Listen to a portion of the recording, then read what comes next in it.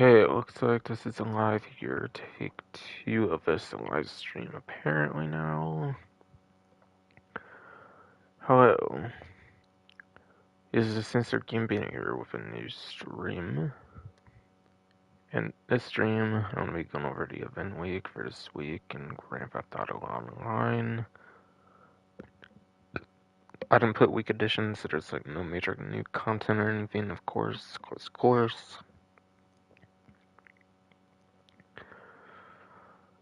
We have our title, which is the 5 times money in RP on the Lamar missions, which includes his day 1 missions and his lowrider missions. It does not include the short trips, however. I believe short trips are counted as their like own thing and not based off of like a contact that gets featured for like a money opportunity though.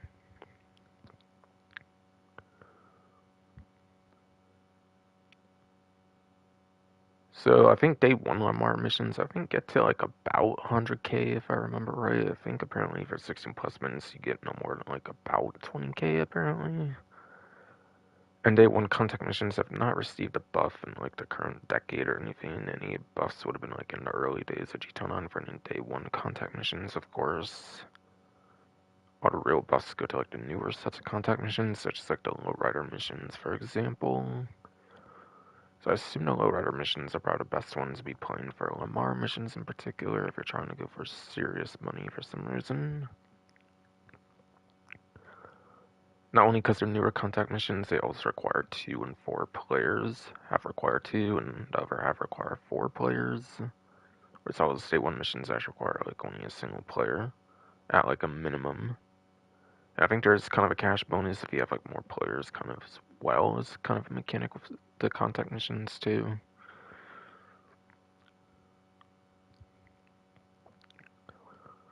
And also there is the playlist method, by the way. If you like play a job first, you can go into recently play jobs and make it to a playlist.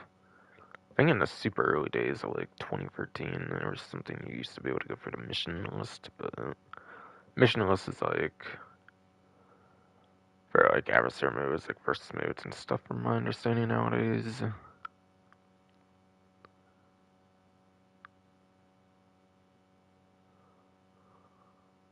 You might also be able to find other people's playlists as well, possibly on Rockstar Games Social Club if I recall.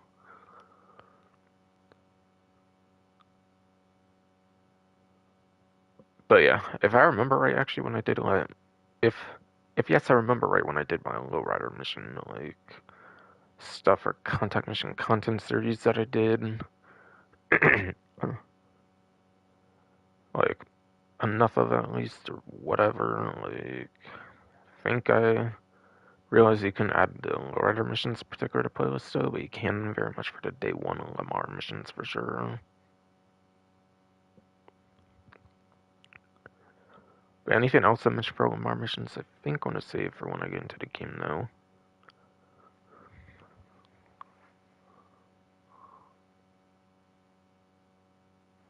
Otherwise, for 4 times rewards, apparently here is money front. You get 4 times money RP on all money laundering missions. Apparently they normally go for 35k. On 4 times they'll go for 140k.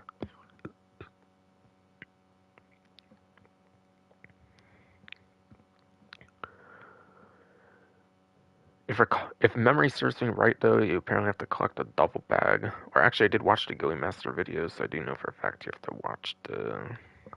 Or not watch, you have to, like, go to the duffel bag or whatever that shows up in, like, the hands-on car wash or, like, whatever, like, business kind of thing you work on or something, I suppose. And I think it only holds up to $1 million, I'm pretty sure.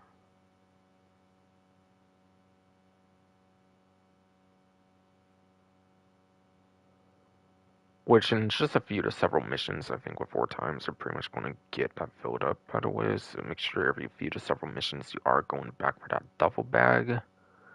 Because otherwise, I think you're kind of starting to do it for nothing if you don't go back to the duffel bag. Your character doesn't actually get paid directly on hand, if I recall right. You do have to go to a duffel bag. Just keep that in mind in your actual like, car wash or something. I watched a Gilly Master video as well, and apparently you can do the missions as quick as like 3 minutes or something as well. For the hands-on car wash ones, at least, and the one worth avoiding is like the stockade mission. All you ever free for the hands-on car wash are like pretty much the best ones.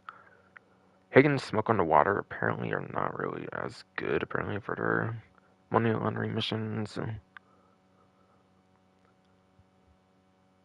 apparently those ones aren't going to be as worth bothering with. Also, there's apparently 2 times the laundered income at the hands-on car wash. That's either going to be the safe take, or it's going to be like those like legal missions, like the car washing, the sightseeing with the outdoors, the like we deliver thing, whatever, for the smoke on the water. Which if it's for that, and you're probably not getting like 5K in most cases. In that case, even on it 2 times. But if it's a safe income, then it's actually pretty decent. Hands-on car wash is pretty decent for the passive income, as long as you like don't have heat and it actually gets you that passive income or whatever. On the bottom left, apparently it's selected up so your car wash or answer a call from Martin to get started. Makes sense.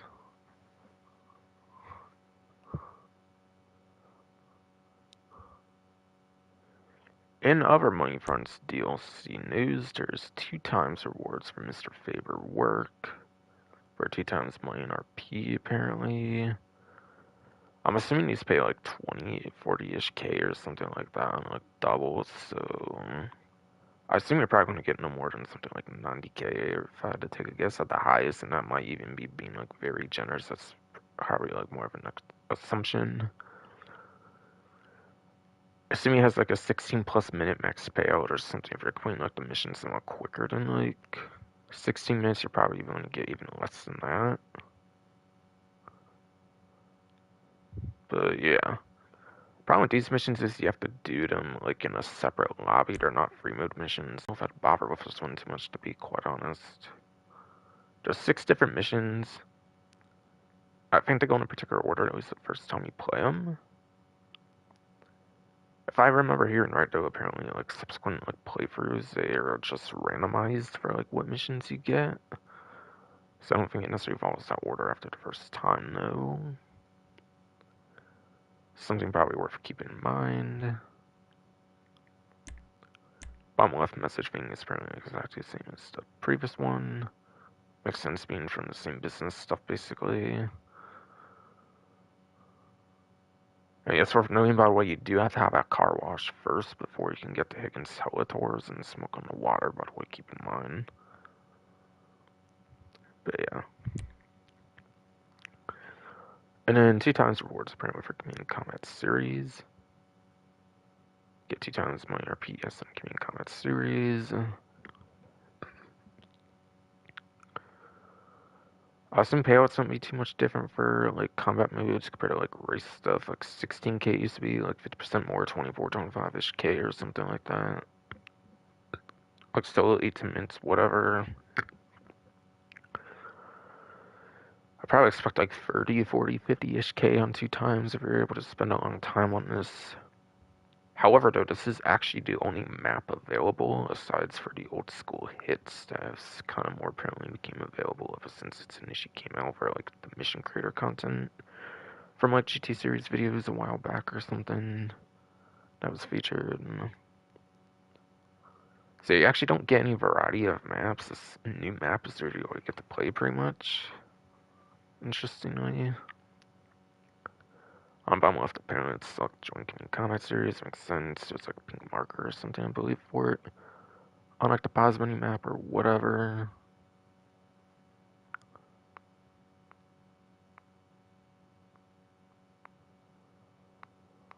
So I read the Rockstar Newswire, like that one paragraph.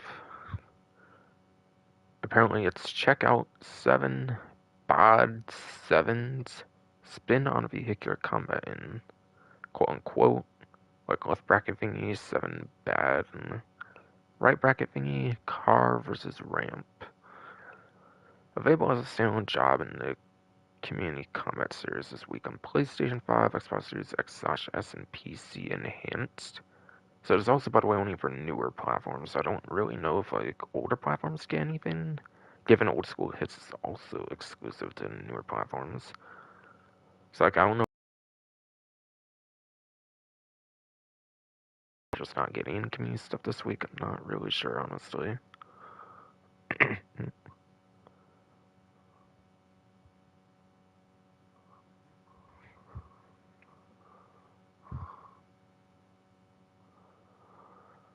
So it's vehicle combat-based team deathmatch. Apparently it is. Apparently.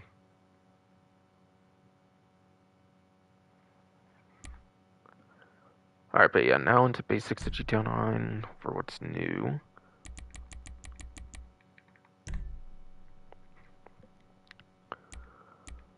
So there ain't nothing new, apparently, by the way. It's just, like, all old stuff from, like, December 2025 when the update first came out, aside for the first two.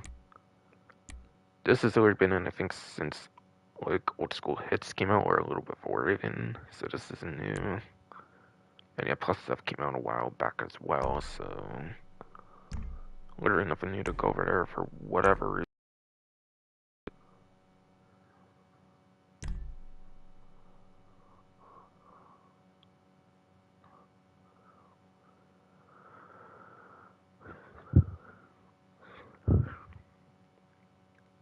But yeah, anything else I'll be going over for invite only lobby for store mode, of course, first is being like pretty much the most convenient way to get to invite only lobby. Do not have to go through the hoops of a public lobby first.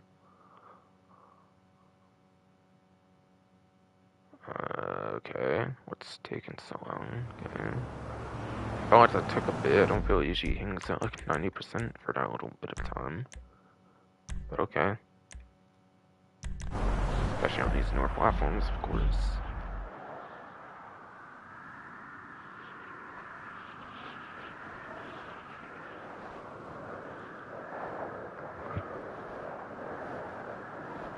What is going on right now? Come on.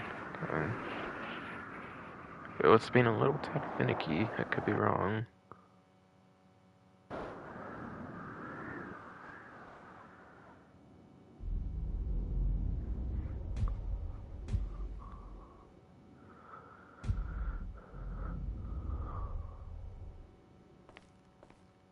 The Los Santos lights are bright tonight, Daddy.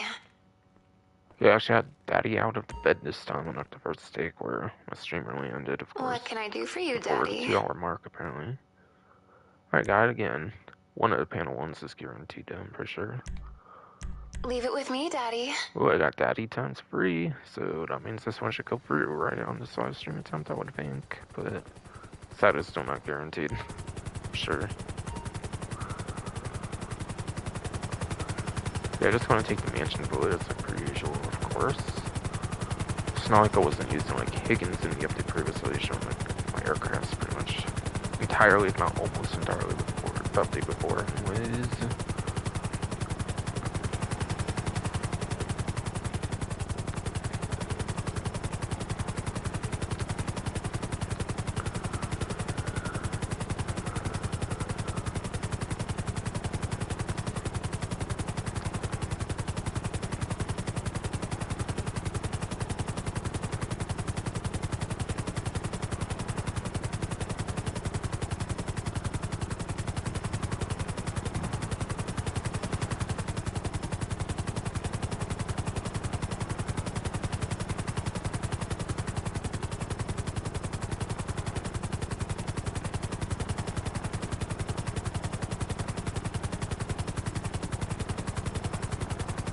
By the way, I forgot to mention, but when I was talking about, like, there was, like, one bad, like, mission thing for, like, hands-on car wash, for, like, I don't know if I mentioned, like, the variants, like, the secure car one or something, if I recall, right? Like, the stockade or whatever.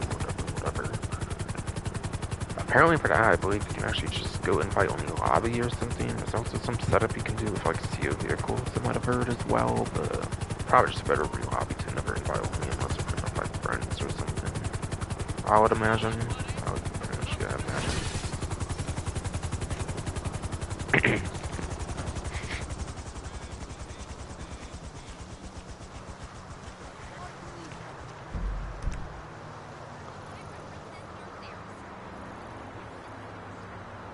Alright, so apparently the regular time trial for the week apparently is Vinewood Hills.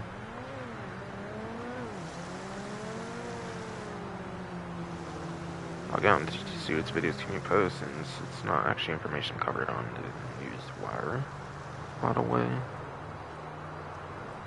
Yeah. Alright, yeah, it is in fact Vinewood Hills. I'm not gonna hover over it, cause, like,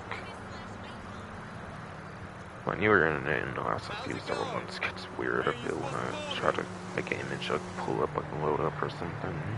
So I'm trying to avoid that wherever I can. But even when I do that, that still doesn't prevent a stream issue, and whatever, it might reduce the possibilities of it at least. Yeah, Vinewood Hills, if it goes, like, say, like, up right or something, somewhere, like, over here-ish or something, I would imagine it would probably be better off a top-speed vehicle if it's, like, going to be highway heavy. If not, then most likely, I would imagine it would be a lap time heavy course, say, if it's more better to go, like, through the hills or something. If it's that case or something, then yeah, lap time, I would say for sure, like, in most cases. So it kind of depends on, like, where it all goes, I would say, really. What I would probably suggest going for. But yeah, I'm not hovering over that, because, like, information I can get on the GT Series videos can be post.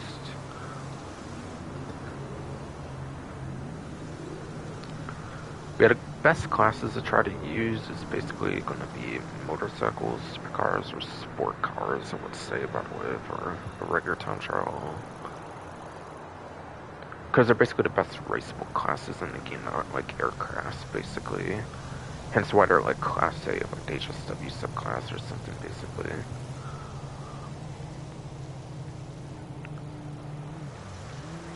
What happened? You never called back. Apparently, the RC Bandito time trial for the Davis Limited is still around. It's a Speechy Beach with a 2-minute, 5-second part time.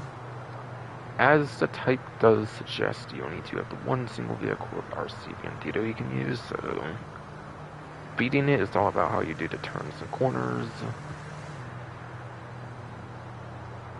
You can just do a bunch of trial error, basically with like the respawn mechanic with like holding triangle, Y on Xbox, whatever key on PC, whenever you mess up, just keep retrying with that, basically. If not, then look up some video guide about it, basically, I would say. Probably the best couple ways to try to go about that. The HSW time trial for the week is the third one I'm pretty sure in the lineup here, Sandy Shores, which goes to La Puerta, but basically the most expensive salvage yard essentially here. Yeah, it goes over here basically. Route I would say is pretty straightforward on that one, being one of the first couple earliest ones. Like besides like maybe a diagonal like corner or like here you can kinda go through the dirt. Kinda not even sure if that would be much of a shortcut. Might depend like how you manage to go over it. Might be a difficult one to block, so it might be like stuff you have to drive over or something. Otherwise, I think it's pretty straightforward for the most part, aside for possibly some parts near the end. You might be able to do some shortcutting kind of close to the end as well. Besides for that, I feel it's like most pretty straightforward now. I'll show a list of vehicles basically when I get into the LS car meet for what's eligible. Like a lot of times before, I used to like say like Class C, Class B, Class A, what some of that stuff all was by classes, but like to save a lot of time, I guess I'll start going through the laptop at Howell's Special Works or AKL's car meet basically. Because you can use a lot of different vehicles for it, nowhere near as much as the regular time trial, of course, but enough vehicles for there to be enough variety at least. I'm still using a vehicle I haven't necessarily used on these before. I'll be pretty much at the point where after that I have like no other vehicle to use unless the next update finally comes out at that point, which surely it will by then, I'm guessing. I think the vehicle I'm using right now will basically take me to June or July, which is by then when, like, quite possibly the final update could end up dropping. Of course, I mean GTA 6. The IVI actually ends up coming out on November 19, 2026. Given a reveal of COD coming out in October, maybe like a whole bunch of developers are confident they are in fact hitting that date or something. And the investor call in like May didn't suggest anything about a delay or anything. apparently the last delay was like pretty much before one of those investor calls, so still looking like it's coming out on time.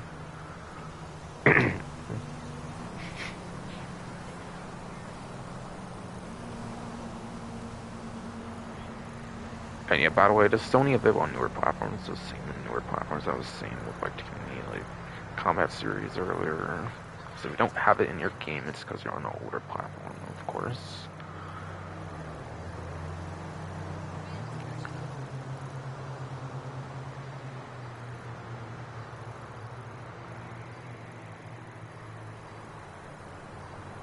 I could not for some reason see where that was, but I was like, no, it's around here somewhere, because I had to do a previous take that didn't end up going all the way through, unfortunately.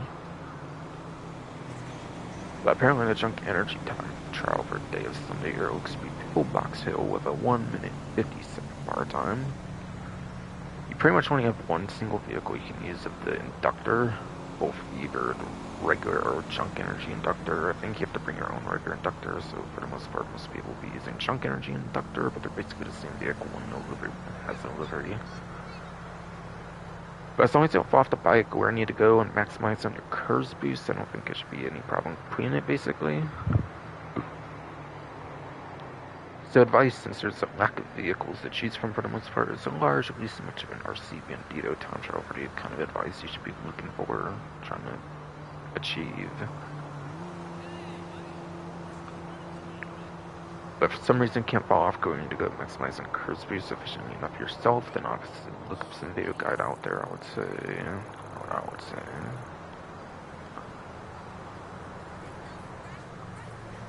Alright, and then Pre-M race apparently for the week is for the muscle car class. For the HSW options, there is 5 of those, apparently in the game. Going in release order, I'll start with the Arbor GT HSW. It's apparently the second worst one for lap time, but it's also the worst one for top speed. And keep in mind, HSW, the crazy gimmick about HSW is the crazy top speed still is going to hit. I think top speed is the main gimmick of HSW, so it's probably going to be like the worst, if not one of the worst ones you can use. It's been easily outshined by future releases that ended up coming out later. It's probably not really the one you should be looking to use, unfortunately. After that, you have the Vigero ZX that came out in the first update with the nitrogen versions of the game out. Crown Prizes DLC. That one actually is the number 1 lap time and also the number 2 top speed, I'm pretty sure. So it's pretty much going to be one of your best options, if not even your best option in most cases. Besides for possible very niche situations. Then I think the next one that came out was Summer 2023 is just Mercenaries DLC. Was out of Buffalo EPX, actually the vehicle I'm using right now for HSW time trials. It's an electric muscle car vehicle. I believe it's 3rd place on the lap time for sure. And then it's 2nd worst, I'm pretty sure, for the top speed, only ahead of the Arbor GT, I'm pretty sure, for top speed. After that is the Vigero ZX convertible for Chop Shop DLC, the update after Sanders Mercenaries. And that actually just brought the Vigero ZX convertible, which is basically just another version of the Vigero ZX. If say you had to give it some different performance, I think it's a little tad worse for lap time, but like it's not even all that noticeable, if it even is, basically. And it pretty much has the exact same top speed, basically being the same exact vehicle, just convertible.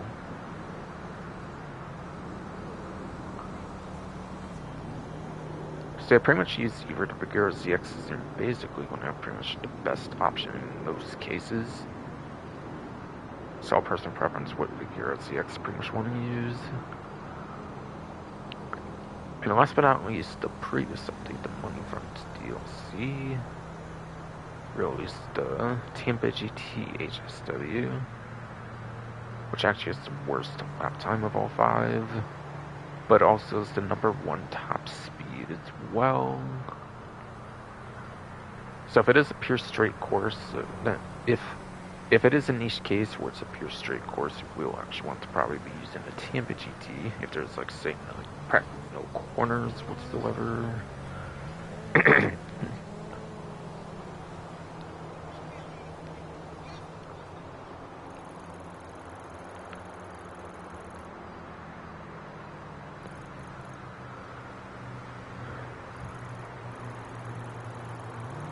And then yeah. And there's free S-tier muscle cars that are not HSW eligible that are probably the ones you should be using if you're on like the legacy platforms, obviously. And those will be the free you pretty much want to use. So according to Bruffy 1322 Racing YouTuber GT9's vehicle spreadsheet, that looks to be Daimler GT, Buffalo STX, as well as the Daimler FX. The only one I think that has single digit for top speed as well as the Buffalo STX. That's probably most of the one you'll want to use of those free. In particular, if you had to choose just one of those for some reason.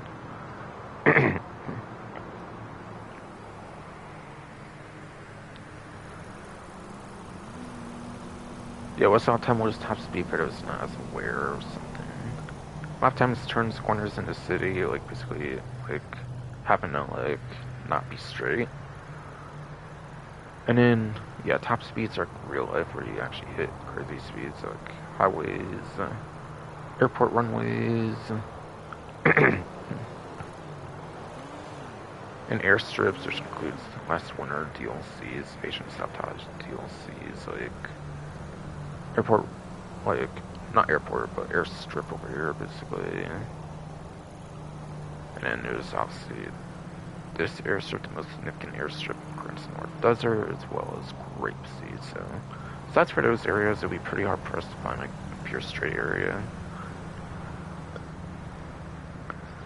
And contrary to what it looks like in the thumbnail, I think it's always a city course. I think for premium races, pretty much nowadays, at least.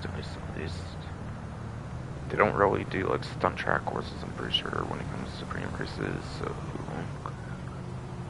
yeah, I don't think you'll really have to count for a possibility of stunt tracks or anything.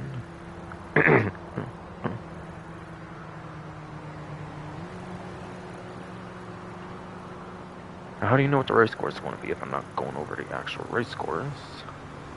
In the middle of the bottom right black rectangle, there's where we start job. That's X on Xbox, whatever key it is on PC. You know, start it from here. Michael's 4-car garage area from story mode. I believe that's where the like Corona is. If you go there physically, you can also do like right on D-pad. Let's stay in the Corona, and then you can also do like on call on the phone. When you're in the actual thing, you can do the same like square X on Xbox where you can PC. It will show you the map of the race. You can analyze for turns, corners, pure straight, so you kind of know what you're looking to use. And you can also do that when you choose a vehicle as well, which probably is for on-call purposes, or like so you can remember what a vehicle might remember what a vehicle performs. So like more so in that kind of case is my guess for that.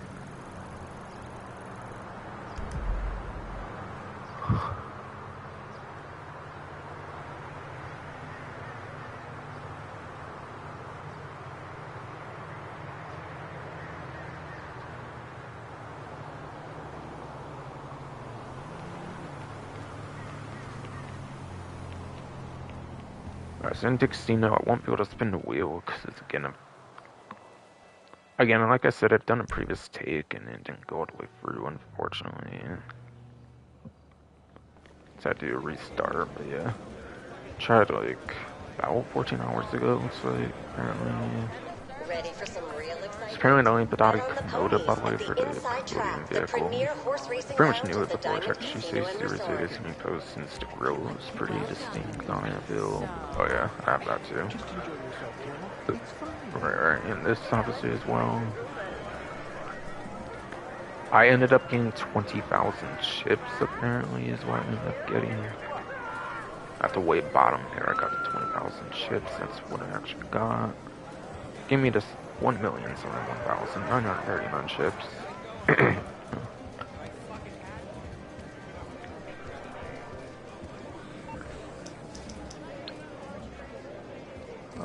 Right, I was tour sport, I have to go over that again, right, because of the issues, my bad, I didn't mean to do that in here, but yeah. Coyote, you pretty much find, like, the desert areas, like Grand Senor Desert, like Sandy Shores, Pluto Bay, all that kind of stuff. Pig, pretty much farmland areas in Grape Seed, primarily for pig, and then crow is a type of bird, I'm not really 100% where you find those, probably look more into that. I don't 100% know as much myself on that one. Either way, I feel whenever there's a bird, it's not the most worth going for these, and also just, by the way, on the newer platforms, new platforms that have the new community content series maps, if you're not on newer platforms, you won't have this feature.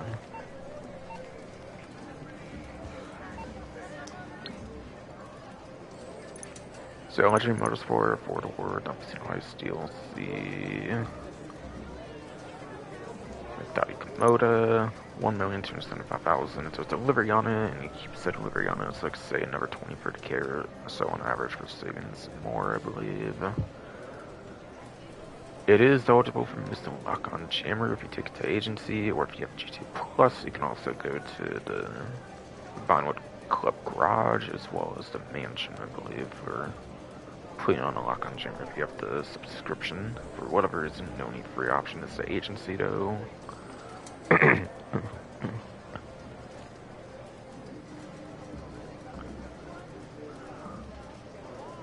Lock on Jammer's probably costs like 400k without like a discount for like a particular like event week or something.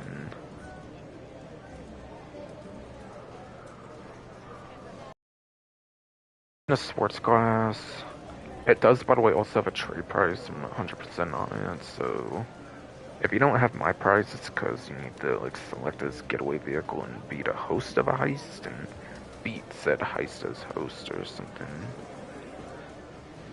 Which of course is going to require at least one friend or something like that, since you need 2 players on like a finale, obviously. One including like yourself or whatever.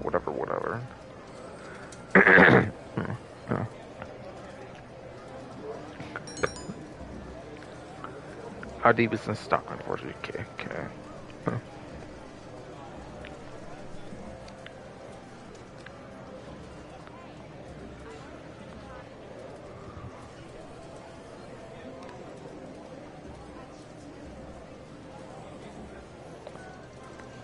Alright, so according to Profit 152's vehicle spreadsheet, racing to GT9. The Komoda is F tier sports car with a 60th place of uptime and 33rd place top speed.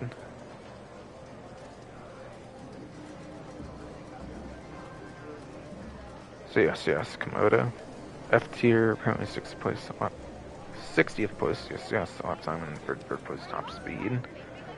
-6 with taking away HSW's 54th, and then like 27th, and it's out of 117, which if you take away HSW is just barely like above average for lap time even, and it very much is so for top speed when it's in like the 20s and 30s. It's not exactly a performance heavy vehicle though, so it's more customization versus preference, or used as like say a 4-door vehicle in like a heist or something. Really the intention of this vehicle when they made it in the game was probably to be like just a typical 4-door sports car that people might use for like heists or something, if you don't want to use something like crazy or something. So not surprised it's not the craziest performance vehicle.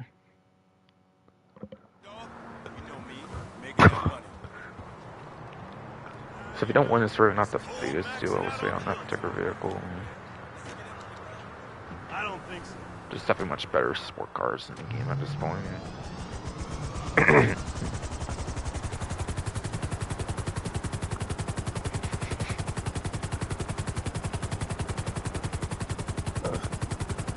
Might be like the Jugular and like the Beaster, I believe, are lap-time top speed, like best 4-door sport car options, if I recall, actually. But still, it might be one of the better 4-door sport cars aside for those two, possibly. Aside for those two, it might possibly be one of the better 4-door sport cars, though.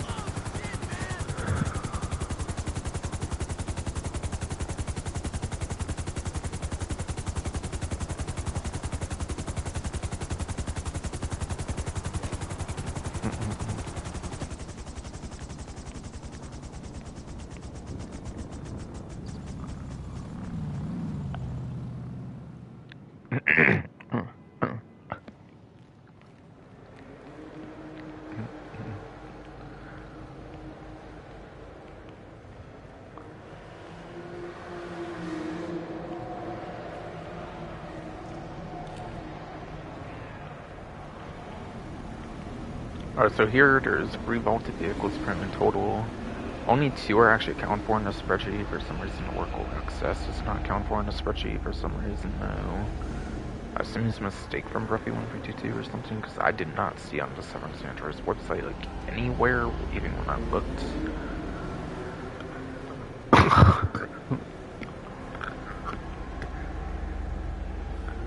Last week, I think I looked at this, like, remove vehicle spreadsheet, and there was a vehicle missing from, like, Simeon's and Instruments last time, so, like, I don't know what's going on the last couple times, but Kato.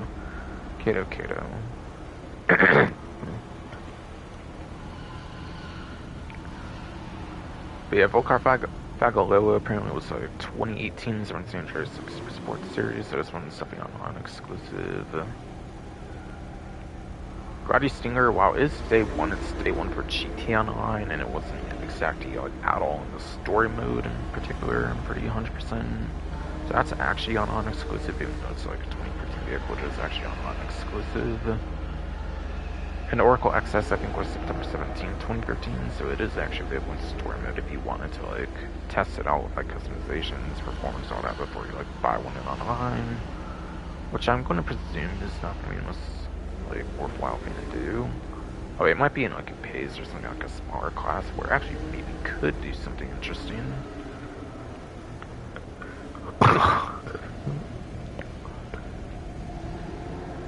Unlike the 2 before, which are sport classic vehicles.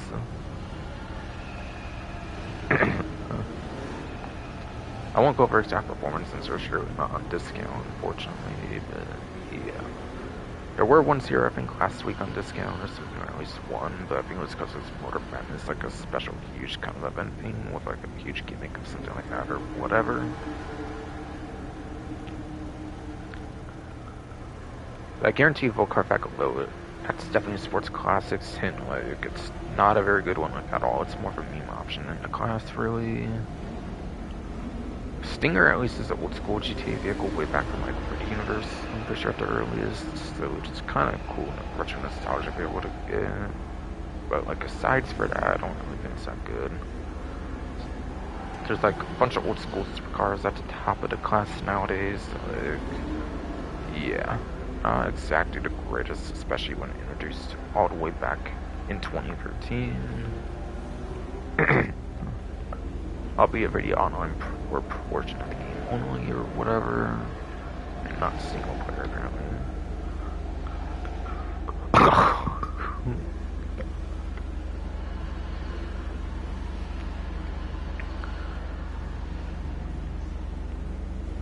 Yeah, I swear that's I think it's like a pay or something.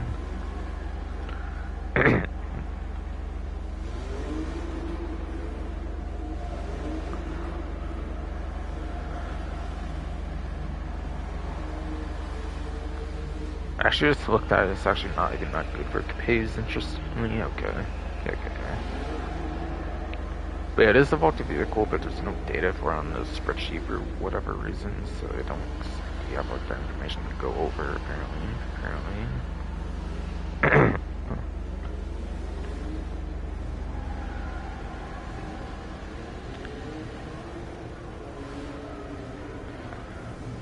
So going roughly 152's white vehicle spreadsheet for Cheats Online, of course, there is.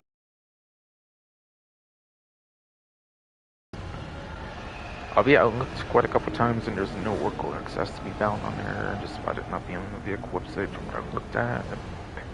And I checked like everywhere on the Southern San Andreas website and it's just not there.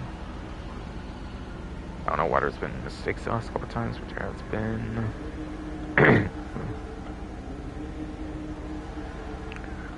So summer 2023, like Sanders Mercenaries came out and vaulted, I think at the time, like 200 plus vehicles, like as high as basically. A bunch have returned very much since, especially in like the last couple updates. They just sabotage money burns. Safehouse and Hills, of course, here.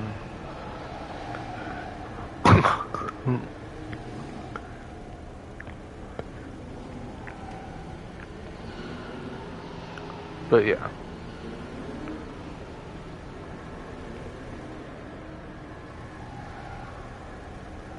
So it's been almost 3 years, like 2.5 to 3 years since these vehicles are basically vaulted,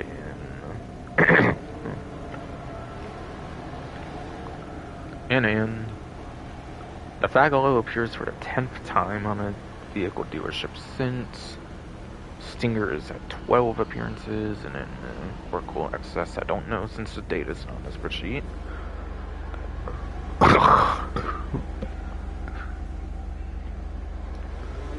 And yes, that's for the Oracle XS. I do not know the answer for that one since the data's actually not on the spreadsheet. That's right, I said that earlier, my bad. I kind of forgot there.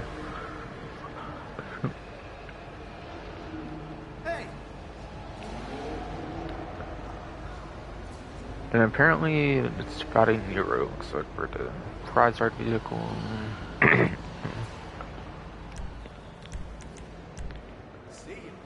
Prize art challenge, probably have to place top 2 for 2 days in a row for us current series, like always. Would be cool in my opinion if they actually veered to challenge this based on like the update the vehicles and like other stuff that wasn't like LS Carmine series, but they just always do the LS Carmine series thing, which is a little annoying, but I kind of get it too. Since it is upstate dealership, like kind of me area that has the certain races it has, obviously.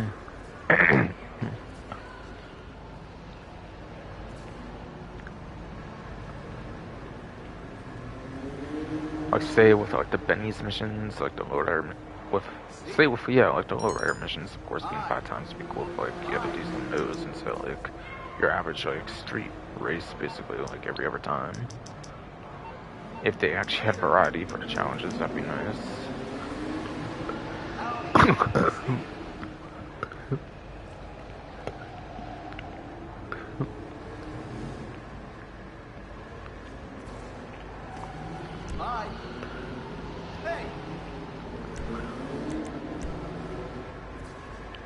Yes, you have to place top 2 for 2 days in a row. Pursuit races are 4 players, that's 50% chance with the pursuit races. Street races are 2 players, basically just do 2 street races for 2 different days.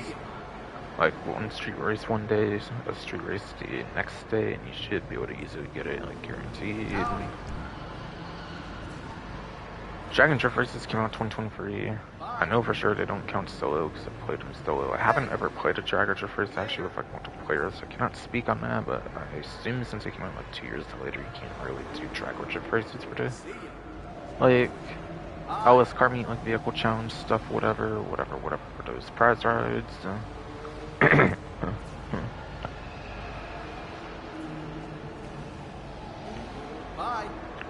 There is also free mode sprint races, but I assume those don't count. I don't presume those count as LS car meet series, and they're not like stuff that go into like a pause menu, like lobby screen thing or whatever.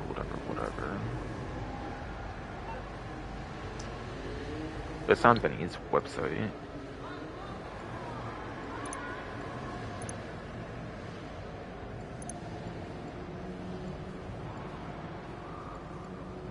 Came out in import-export DLC, even though it doesn't say, but I was wondering.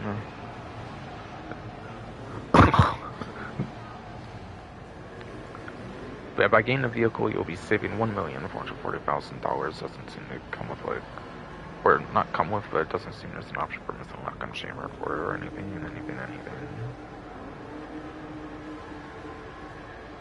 We had a stock near a custom for a supercar.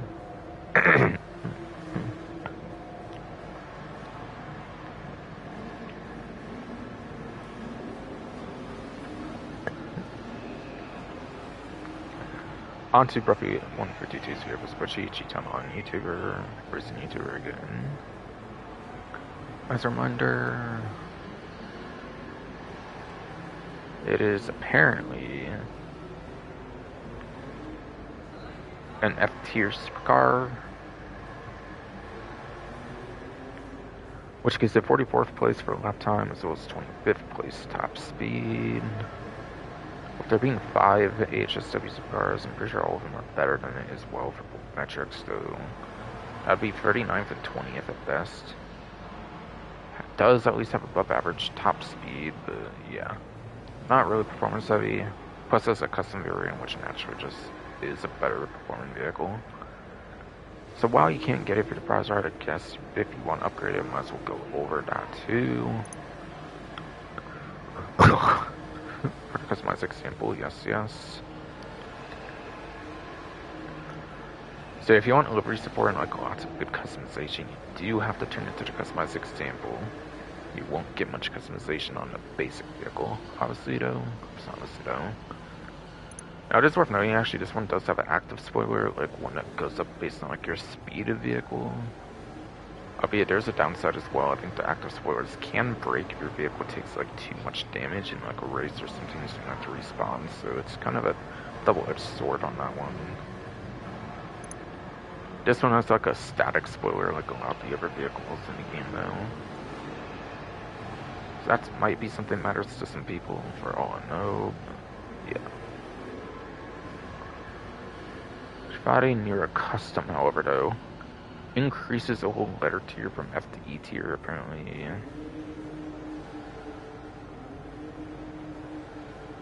It also goes up 8 places for lap time. So 36. I think all 5 HSWs are better for it for lap time, so then it becomes like 31st without those into account. And 68 minus 5 for total mass of cars would be 63, so in that very niche circumstance, it actually would be above average for a class for a lap time. Also, it does gain 5 placements for top speed, apparently. So it's 20th place, and then I think it goes up to like 15th place of the best for top speed. It's just a few placements out for like top 10 in that niche kind of case. But it's not really a performance-heavy vehicle. It's really, I would say, a vehicle just purely for customization, personal preference stuff. It's a Benny's vehicle, so it excels in the vehicle customization department. So that's what you're mostly wanting to get it for, I would say, quite frankly. So honestly, I don't really feel the vehicles are the greatest this time around, in particular when it comes to putting a vehicle in the prize, right? At least just to look purely from a performance perspective. But again, it does have very good customization being a Benny's vehicle. That's the huge advantage of the Benny's vehicle. But you have to turn to the custom version as well for like some kind of fee for an upgrade to charge as well.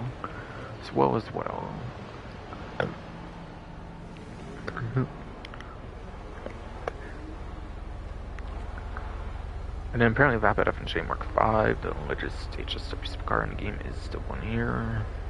It is number 1 lap time and top speed for its class, apparently, so it's pretty much the best one as of the latest update. Might be pretty much the best HSW vehicle as size for the HSW Hotshot Drag for motorcycle, which you can obviously fall off of that one if you're not careful. So it is pretty much one of the best HSWs in the game since it came out.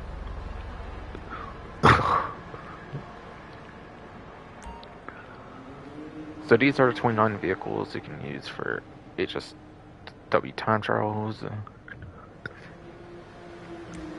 For those wondering, the Hotshot Drag is actually the best one you can basically use for HSW time trial in much of the HSW content as a whole. Easily the best HSW vehicle in the game.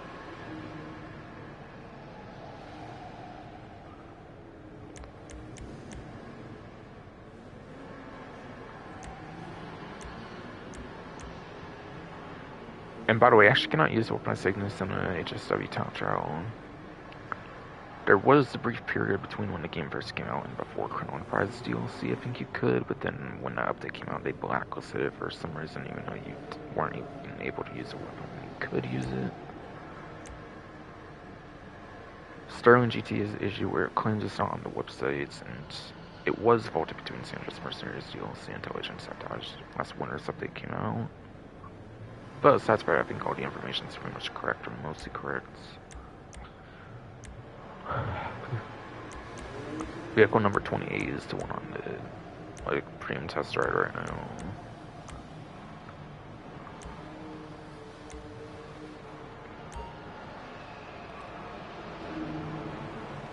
And those are only all available on the newer platforms, as HSW Protector variants, and some even, which is the regular variants, are also exclusive as well, even.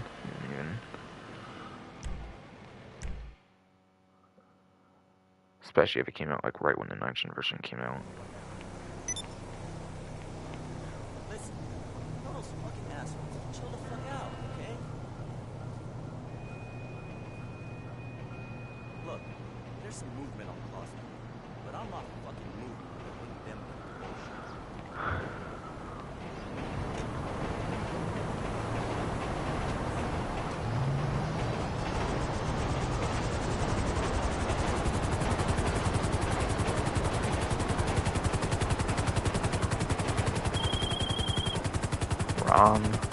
Don't really need a phone call.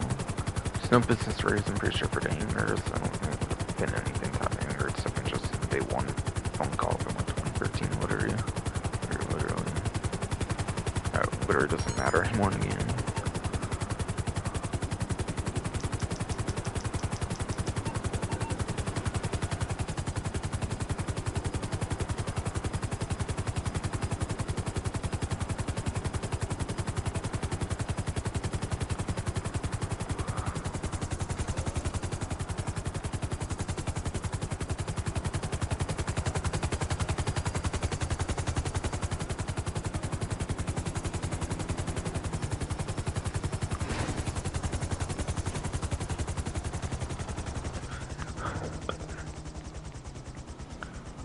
And vehicles on the luxury autos this time is apparently Karate GT 750. I'll be in the latest update, which is where introduced Safehouse and Hills. They're literally in the trip feed came out a couple much better sport classic vehicles. Both the P-Fizzer Strolls, the non-HSW and the like HSW version are both better than that, I'm pretty sure, performance-wise, as well as the Karate Itali Classic that came out as well.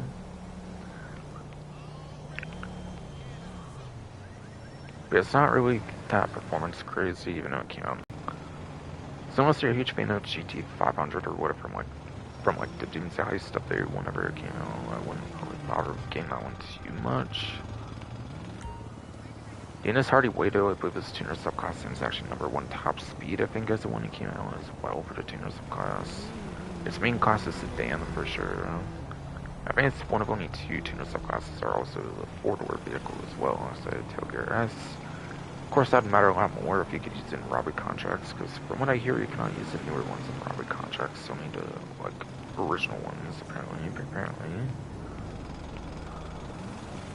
But it's like the third sedan HSW. No, not HSW. It's the third sedan tuner subclass vehicle. Sedan actually doesn't have any HSW vehicles, my bad. I'm just saying the wrong thing by accident.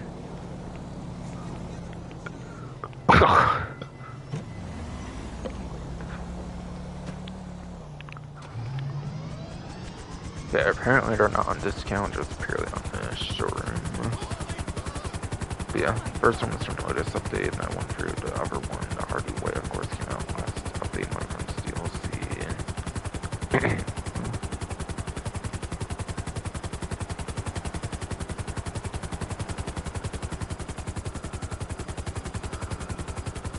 But yeah, they're not on discount.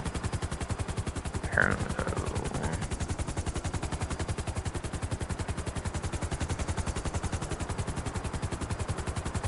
I'm at the wrong area of my bed. I end up actually going to the plus property somehow.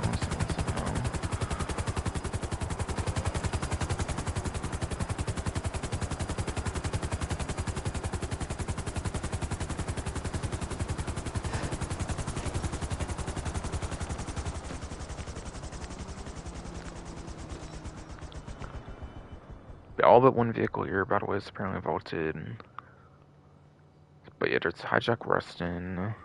Came out, I believe, early 2017 with kind of done special vehicle circuit. You'll see one of like a couple of few vehicles from that update, a little miniature update. And this Constantine for sure came out in the Executive Ever Criminals update, like late 2015. It is actually on the website though, so it's not actually a vaulted vehicle. It's in 4-door. And again, it should be from that one update I said. Yes, it is. Worth noting, it does have an armored version. It's just going to be much more worth your time to get. So I wouldn't really get the civilian one.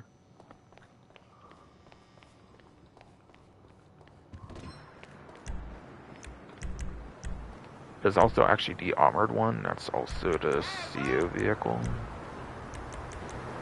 Since it specifies armored SIG, for the XLS it specifies not armored, because it doesn't have the word armored to it, basically. So it's just much more practical to get the armored version anyways, rather than the civilian one.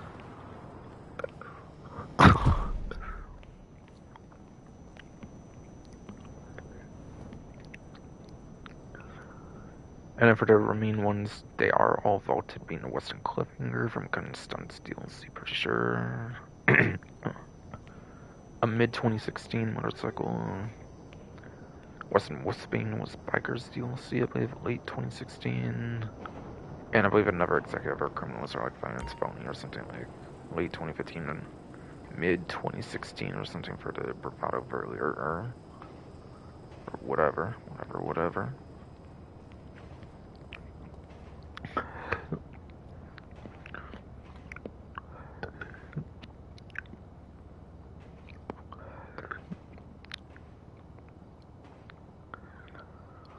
So going off of removed vehicle states once again, I kind of went over like the details about like the vaulted vehicles pretty much, but yeah.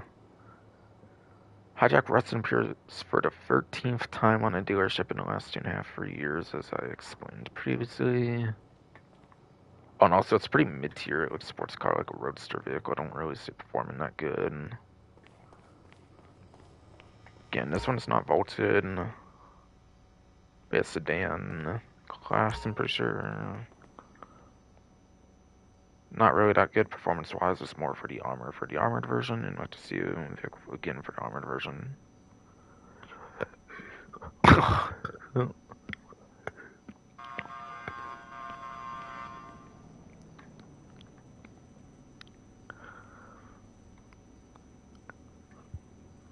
Cliffhanger apparently appears for the 10th time.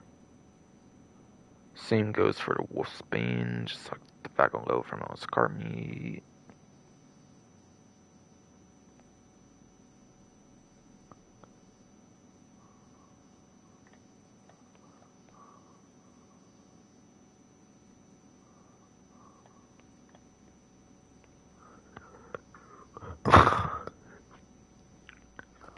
And like the Hijack Rustin, apparently the Vado Verlier also appears 13 times on any sort of dealership whatsoever for appearance rate.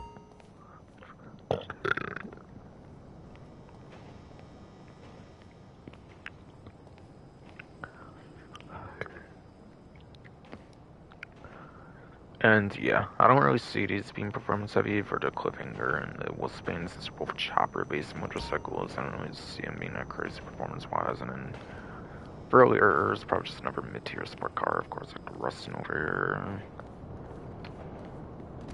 But yeah, they're not on discount, so I won't go for exact performance metrics though, so that's not 100%.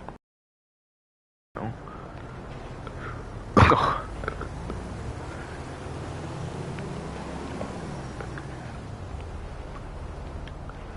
But I see most likely that I am in fact correct though.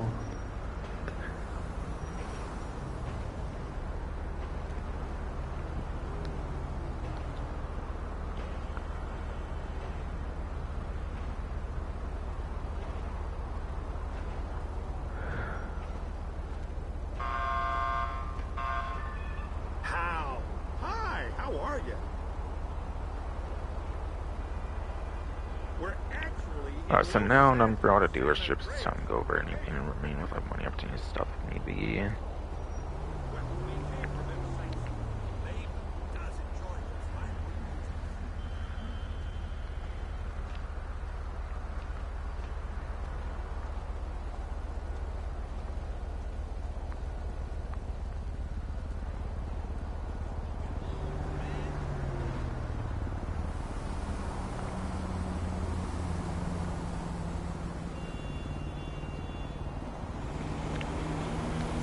So Wicked Challenge I don't think was in the main menu earlier, but apparently it's complete 3 jobs from the hands-on car wash.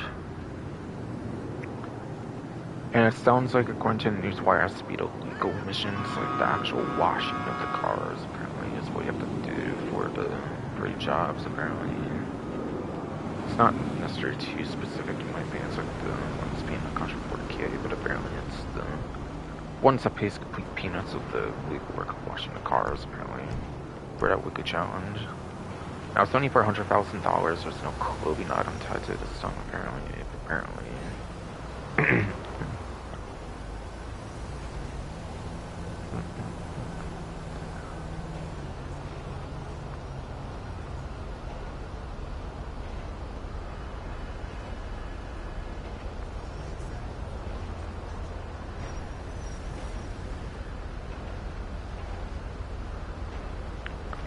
So I go on to GT.wiki, I think, to go over like the Lamar missions, by the way,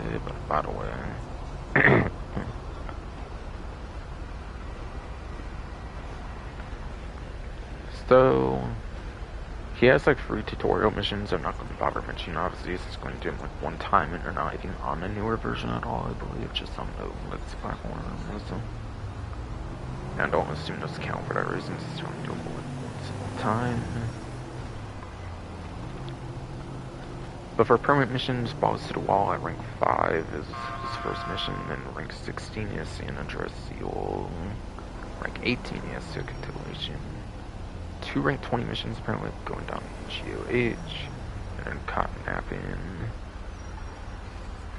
Penultimate of the day 1 missions apparently rank 25, Awesome Sea Rip, and finally No Smoking for rank 30. All of which are soloable for those missions. And it looks like it kind of caps at 19,800 according to the GT.wiki is like spreadsheet. I don't know if it's like been like entirely up to date per se, but I feel like you're probably not going to get 100K, most definitely like any of the missions though, for day 1 missions at least. Again, if you want over 100,000, you want to do like all the rider missions. Which for those, like, in a lot of newer versions, I can just go here. Those are community outreach, slow and low, it's a G thing, funeral party, rider MV, point and shoot, that's what times call for, and then peace offerings.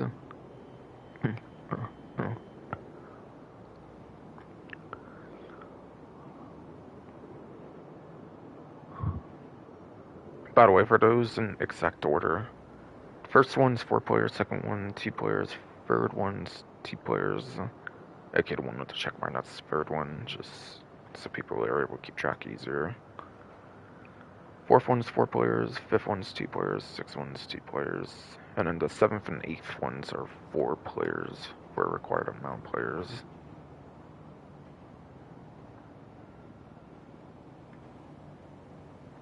So those will usually be the best ones to play for money making since they're newer missions, so they can be updated more for the payouts, I presume, easier than other ones. So because there's really no reason for them to go back to some day 1 missions from way back 2013 to update the pays per se. So it's like the newer missions like they've been doing in more recent years. So.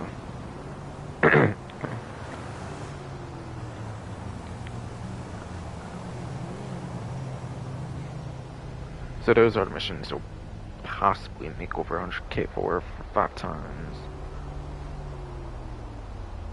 And again, apparently it does not include short trips. There's some mention of including short trips on the newswire, but it does mention a lowrider mission specifically.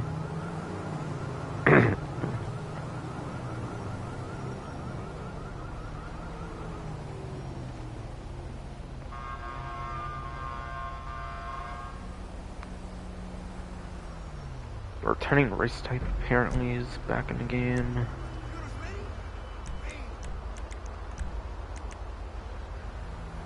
See, do I have a job invite for any of that actually?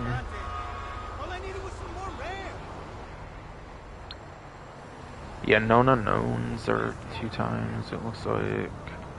And the unknown unknowns have also returned as well. The regular transform races, I believe, did not return, just the known unknowns and the unknown unknowns, like the newer sets of transform racing. Known unknowns are the ones you should be playing if you're trying to be serious about making money.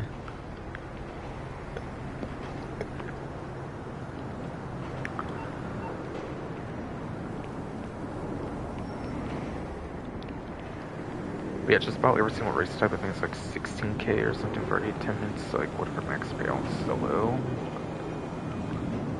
With 50% boost, I think that's became permanent. I think with Chrome and Prize DLC in the last few years or so onwards. And I think it's increased from like 16-ish K, 50% more, that would be like another 8-ish K or whatever, obviously like 24, 25K.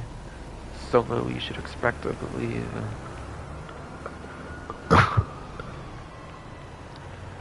Times that by 6, you're only getting like 150-ish or something, I think. Not really worth it. Yeah, not really worth it solo. Obviously, you want to be playing races with other players. Since it's a competitive game mode, you want to be playing them with other players and actually get like first place or like not first place and hopefully a podium placement, of course. Of course.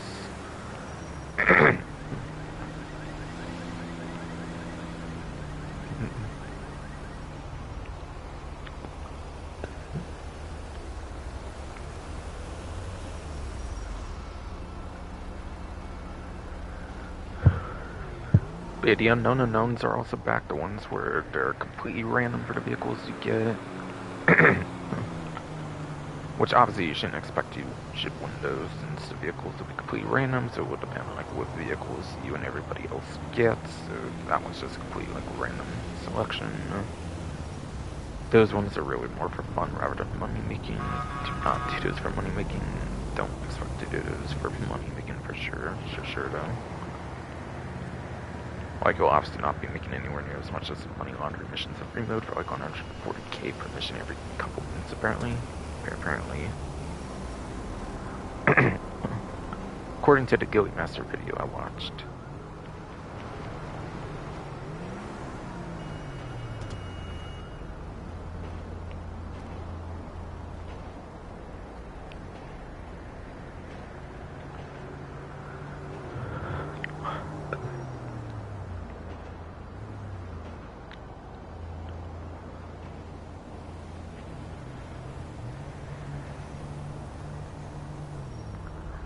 So I think I made it to pretty much just discounts when it comes to Newswire, but there's one opportunity, that money opportunity mentioned that they never mention on the Newswires, but yeah. I think it's because mechanically it's just some mechanic with the business rather than like them necessarily going out the way to make it a money opportunity.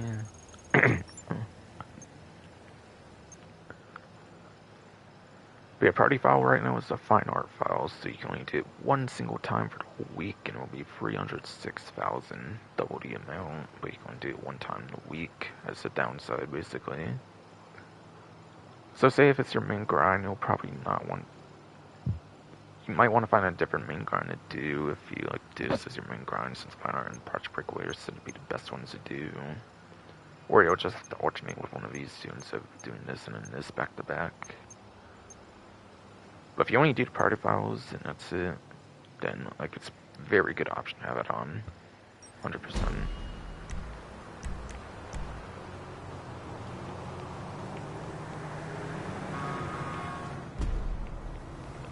Alright, salvage yard will be next.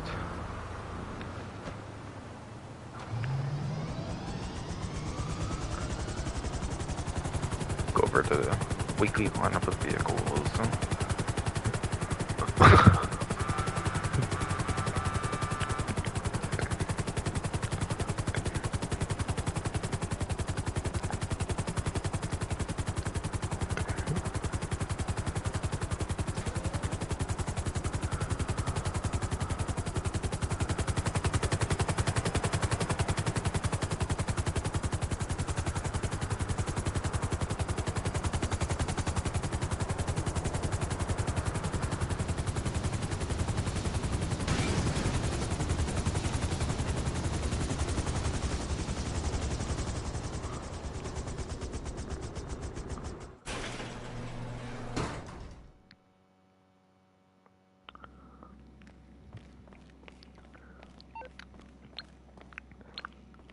Oh yeah, by the way, the known unknowns, there's 4 maps of those in total, I believe, and there's 3 unknown unknowns for 7 returning maps of racing, like, altogether, I believe.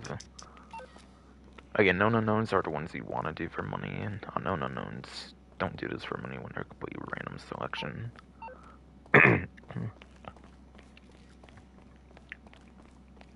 You need something? See you on the flip side. Well, I was finding it interesting is how distinguished mercenaries can start like do some serious stuff like registering for the computers and doesn't like let you in the update after.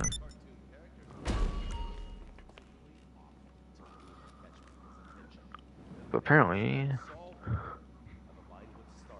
For years, horny nerds have wondered what happened to Leonora Johnson, and if they would have plucked up the courage to speak to her or kill her themselves. It's inspired filmmakers. weekly lineup of vehicles this time around. Conspiracy Go left to right, so go over top range first this time around. Spit the top range vehicle first. Tundra Panther from Last Los Santos Drug Wars DLC. Only Tundra manufactured vehicle in the game, actually, fun fact. Maybe drinking's your thing. Look at this drunken buffoon. There's apparently for the Duggan robbery, which, as a reminder, is the one at the, not the one at the casino, but it's the one at the arena. I mean. Living on daddy's pension and protesting about the unfairness of capitalism. Maybe As for sports class, loan shark. Double identity theft. has max sale value apparently $395,000 and a salvage value of exactly $316,000. Interestingly, Show you the flash your sight. after I was helping me Beaster from Diamond Ice DLC 4-door sport car. And vice. Yes. Speed, snort, and sex. This one I believe is the cargo ship robbery, if I remember from my previous take.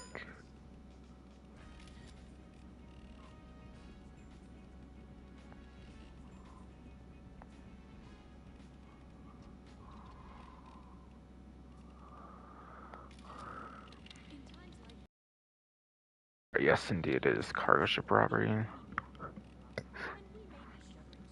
For the mid-range vehicle, you're Vault Beaster.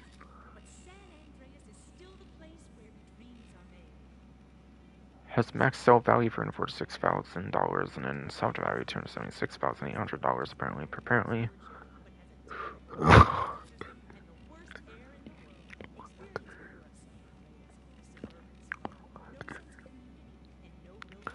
Yes, salvage value $276,800.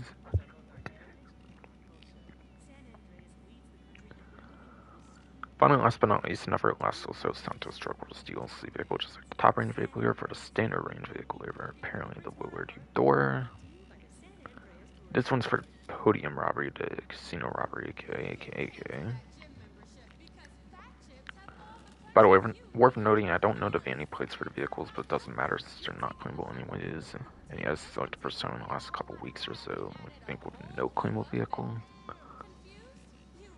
But I think there's only like a special kind of thing going on for the 2 weeks of Motor Madness, I think like one of those strong suits of that kind of theming, I guess. So yeah, it's a podium robbery for the standard range vehicle here this time around. Max sale value is $256,000 apparently. Salvage value $204,800. Okay, then. Yeah, that's actually a muscle car, by the way. Our money tree is kind of cash, it seems. Take it easy.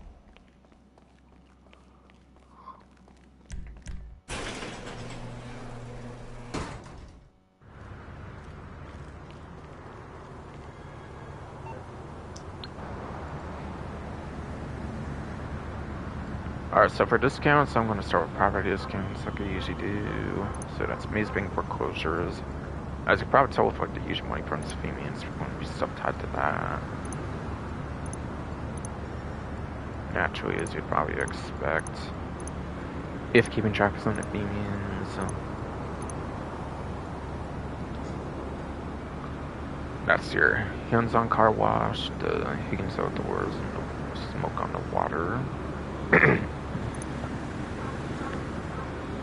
I cannot show the pricing since I already own the property, but whatever the cost is, it's 40% off. Which in this update actually isn't the lowest it's been. I think this one is actually free earlier in the DLC for Safehouse in the Hills. And another week of Trip 8, like a previous week of Trip 8, I think this was actually a free property if I remember right. So hopefully you got it for free then, because it's really useful right now, obviously with the 4 times on the money laundering missions.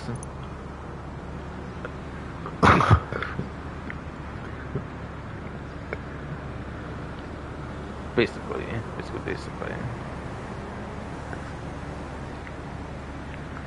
Tint's not on discount, but it's only like 10k anyways. It's not a big deal for the only easy renovation there is. And that's the only renovation, and it's always 10k for the other two as well. Now, Higgins Helitor's is actually completely free right now for the actual property, so you only have to pay 10k for like a tin, if anything, if anything.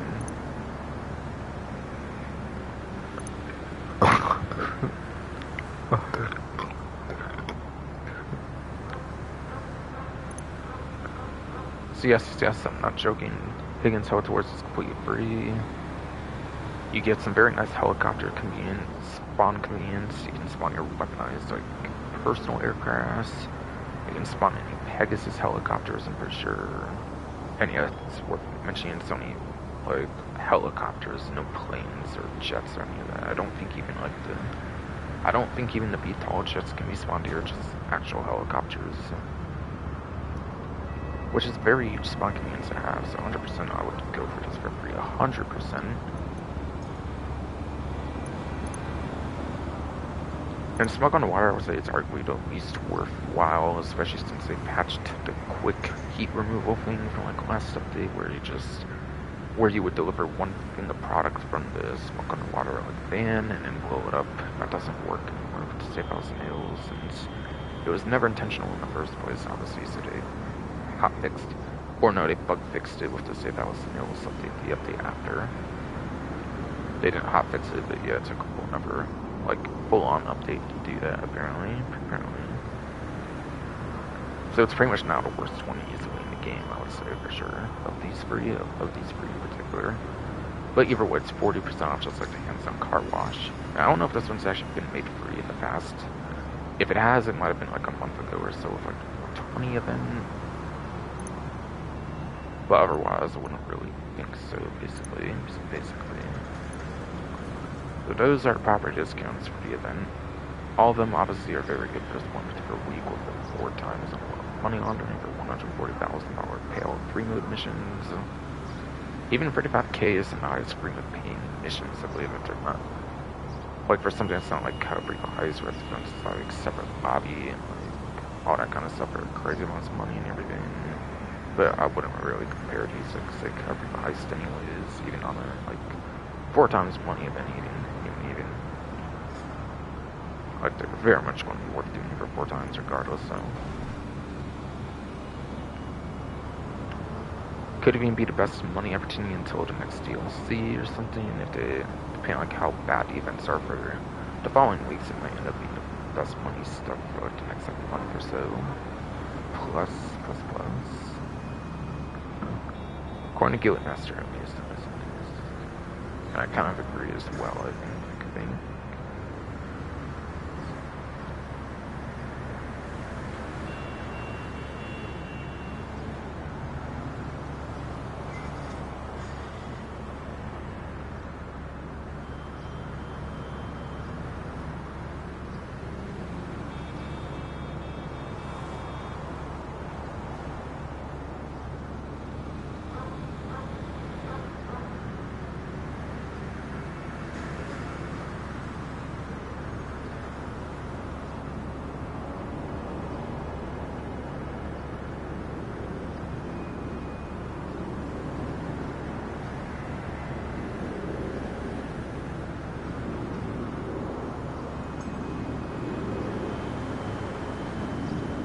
There's some vehicle discounts, there's going to be discounts, and then I want to do HSW time trial, I think, basically.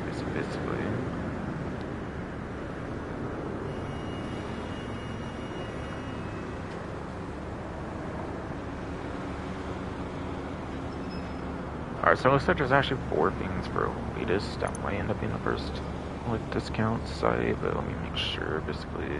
I think there was one on the venue still, actually, so I have to actually go there first, I guess.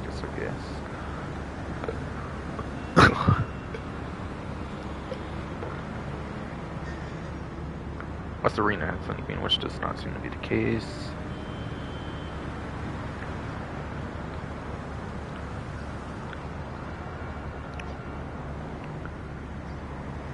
I'd say at first vehicle discount go over is, yeah, on the Benny's website there was one.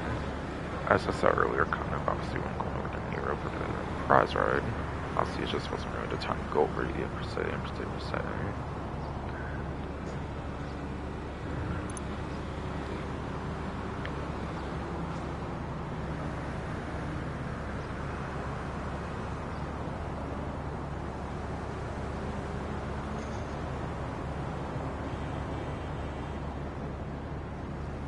So apparently it's 30% off of the Burst of 300. As a matter of fact, every single vehicle discount is a particular event does tend to be a 30% off, regardless of what vehicle it is, being a like land vehicle or aircraft or something. So yeah, from 157,500 to 320,250. I believe there's also a trade price for this. I could be wrong, but it might not be available on Benny's. Might have to get a trade price purely for San Andreas. It's the website. It's also on the stats for Benny's. Stats for Benny's.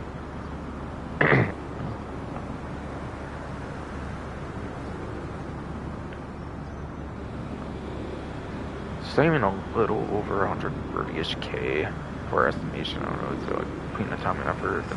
Think of the exact amount per se, more so. Yeah. It's already really cheap, so it's even cheaper. Obviously, it's only a couple of shots to sell, like, say, a few $100,000, which is nice. Cocaine, apparently, whatever.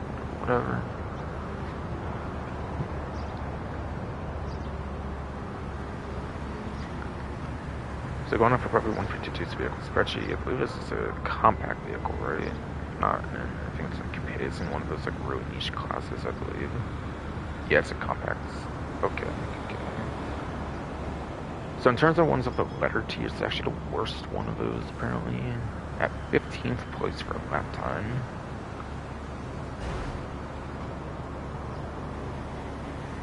Even if you put like the non-raceable options with it, apparently it does end up being the worst one as well, with like all 17 like, compact vehicles in the game. And it's also 15th place, yeah, for top speed. However, it would actually be 16th place and 17th place apparently for top speed. It's not the worst for top speed, but like second worst apparently for regular Burst 300. It's a G tier compacts, by the way. 15 to 17 for like lap time. What was like 15 to like 16 for top speed. And it would only go up by like one placement without HSWs. There's only one HSW compact in the game. Which doesn't really change where it performs, really though. Now, even though it's not on discount, I guess I mentioned the wide body as well, since you can turn it as a custom upgrade. And conversion discounts don't really happen that frequent. Yes, that happened like really recently, I think, but they don't happen that frequently, and I was going to mention it all like, in one stream or something. I decided not to last time.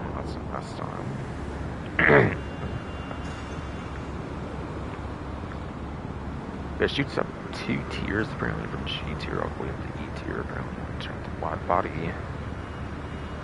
And it gets a 9th place for lap time, as well as a 12th place top speed. Where otherwise it'd be like 8th and like 11th without the HSW option in account.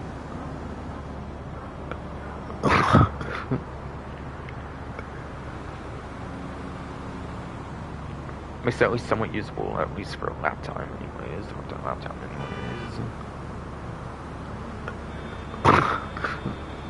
But obviously the vehicle's mostly for like customization. Benny's vehicles has very good customization at least. But it's a niche class like compact where it actually can get some use as well, despite its horrible performance kinda. Apparently the latest says that 4 vehicles apparently right now on discount.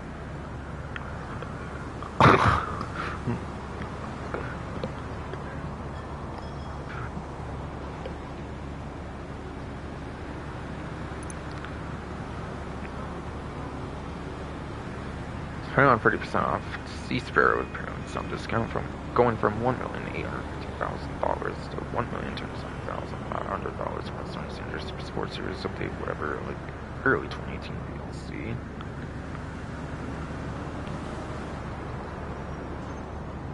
like around 550, maybe a little less than 550,000 savings, I think.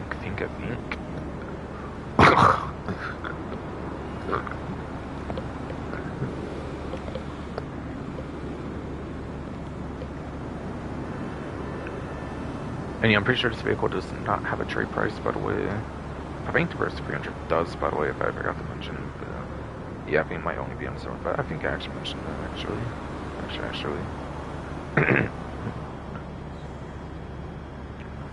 Yeah, Sea Sparrow is like around 550-ish thousand, maybe a little less than that, though. I don't know.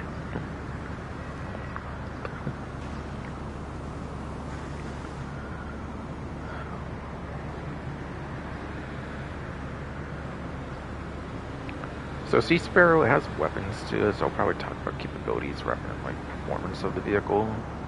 But it does actually perform a good bit worse than the regular Sparrow, which is basically the best top speed helicopter, so it's nowhere near as good as the regular Sparrow for performance anyways. So I probably won't mention performance just because it's very capable with like weapons and stuff. So I want to focus on that aspect of the vehicle instead. So this vehicle, by the way, does require a hanger. It's not Pegasus. So if you do know that, you do need a smuggler's hanger, the ones that either LSI or like Force and Q in particular. Store it.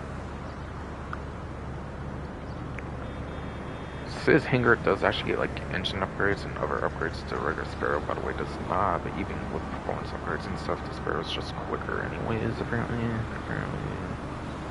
The one thing that might have that's better is like the armor upgrade might give it more bullet resistance versus like say the regular Sparrow. So just being cans about bullets easier, I would say for sure. Since yeah, actually has armor upgrades versus the regular Sparrow is the one huge advantage aside for obviously the C part. With the pontoons, it's auto land on like water, which is very cool. Very, very cool. And for weaponry, you have to choose between a machine gun or missiles, I'm pretty sure only. And it does not have countermeasures, if I recall right. No, like, flares, chaff, or anything like that, unfortunately. But yeah, the machine gun, it's not going to be as good. It doesn't lock on. Missiles are just a lot better and shoot down on as a whole. So that's naturally the option you want to choose. And the missiles have no cooldown. I think you can just infinitely spam the missiles, basically. And there's also no ammo for the missiles either, of course.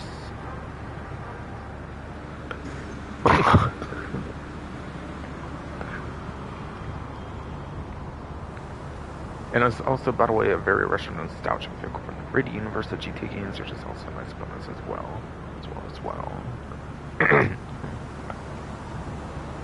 And also, I would say this is actually the best amphibious vehicle in the whole game when it comes to like grinding amphibious missions, like the special cargo, like amphibious missions, like smuggler, like air cargo, like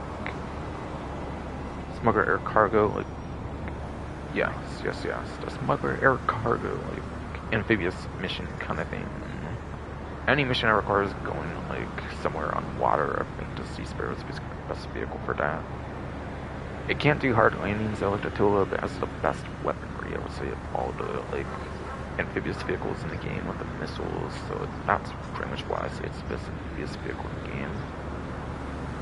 So 100% I do highly advise buying this vehicle if you have the money to do so, while also saving for like the quite possibly last update for the game as well.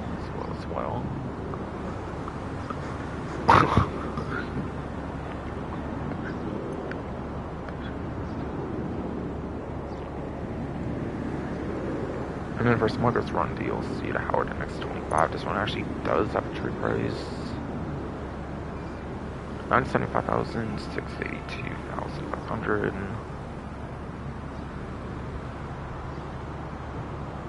About $315,000 off, but not quite there, I'm pretty sure. But a couple thousand-ish bucks.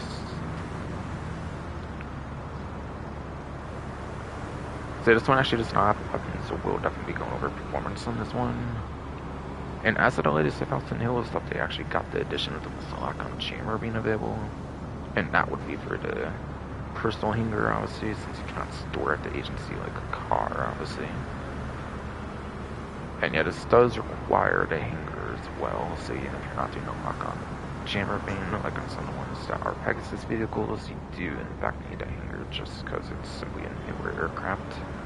So you cannot do it like, say, a Pegasus vehicle.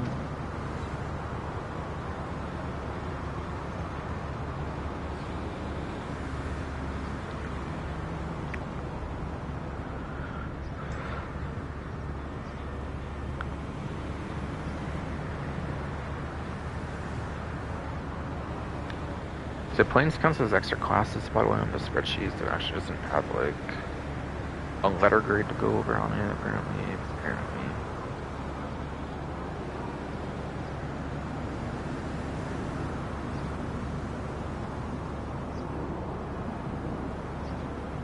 But apparently, it is actually third place for lap time, as well as sixth place top speed, which is not too shabby at all, of course, for sure. Top couple lap time, and then it's in the top 10 for top speed. It's easily pretty decent and good. You'd expect to be very good, especially with no weapons and just purely being like a performance plane for sure. That's for sure. So it definitely does not disappoint in that aspect, even though there is a better option in that regard, though, for sure, though. So it's not the best of these, like, new, like, ones that got access to the lock-on chambers and the latest update for sure, but yeah. It's still very solid regardless. Albeit I wouldn't use it for much content since it doesn't have weapons. It's not very good for grinding stuff since obviously it doesn't have weapons like, say, just Sea Sparrow. And helicopters are just easier to land and stuff versus planes. You don't have to go to like a limited area to land one per se. Alright, now going to some older Pegasus planes up next apparently with the Veil 5-seater. By the way, for actually, hold on. I didn't mention there was a trade price. If it's more expensive, it's because you don't have the trade price. Trade price is tied to a set amount of like cargo sales, I believe, with the hangar. I don't know if it has to be like the air sales anymore since they introduced the land ones. Well, after the trade price introduced, there is the land sales. I don't know if you can do those now. But you can just do like one cargo sales constantly to hit the trade price if you absolutely have to or something. To get like a discounted rate or something more. Yeah. That's how you get the trade price, something with like the amount of like sales you do for the hangar.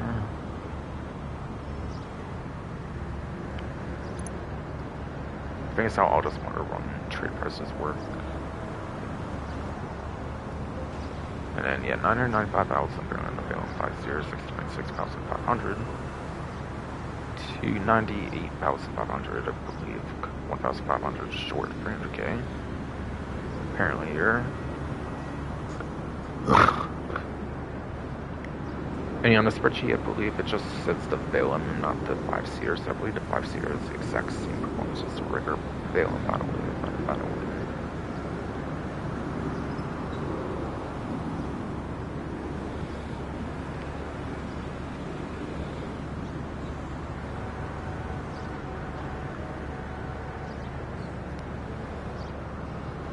Again, no letter to go over. It's 26th place off time as well as 30th place top speed, and there's 39 planes.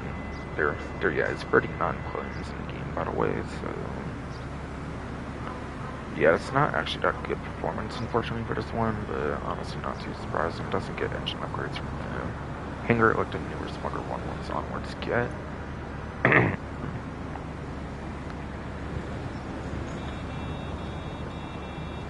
Yeah, that's some high steel seats. It definitely does have a trade price, by the way. I think you have to complete the prison break finale, I think, and you get the trade price for it. And then, yeah, the business update has the base trip coming on a 30% discount, 950,000, 665,000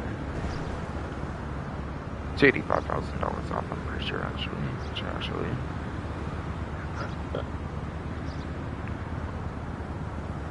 This one I think has potential to be a pretty good performing one, kind of. Except for the fact it doesn't have engine upgrades. So it actually only gets 13th place and 17th place for top speed. Above average for both metrics actually for the class though, still.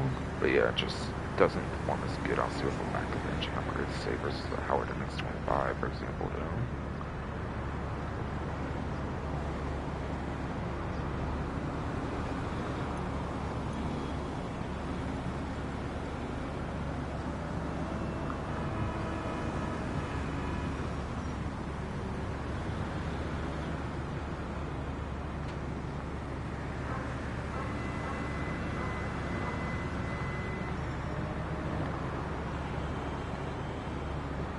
So I think there's like 6 vehicle discounts left to cover apparently.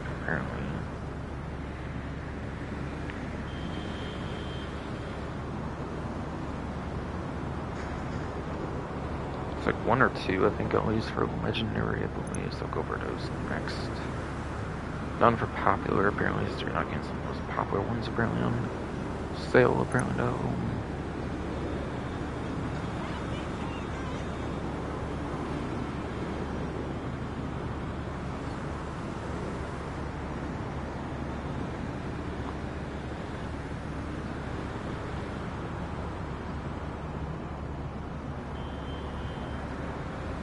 No 2 doors, it looks like, but I think 4 door for sure, at least. Yes, apparently there's a beta tailgater S on discount. Maybe that's actually the only one on this website, not 100%. Might very much be the case, though.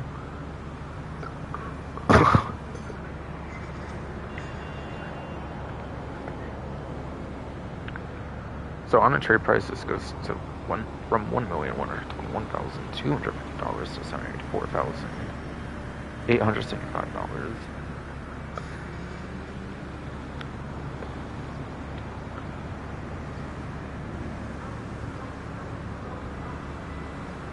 Like 350-ish around there off, but I think a little less than 350-ish $1,000, I believe, off the pricing of it.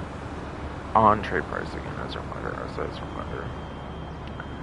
Now this one works pretty different compared to like a bunch of the other trade prices, by the way, for the... Yes. This, by the way, works a whole lot different than like other trade prices for the same update of Tuner's DLC. Worth noting.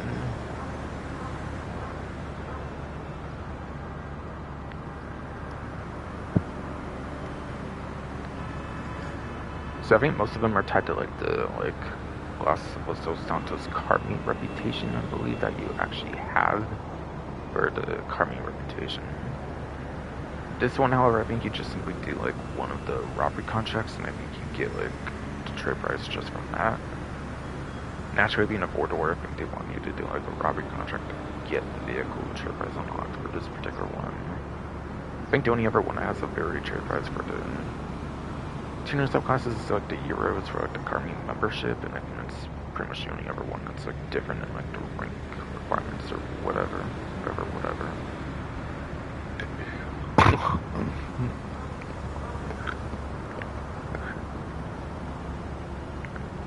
But yeah, for Tuner subclass, it's not really going to do anything for the street pursuit races.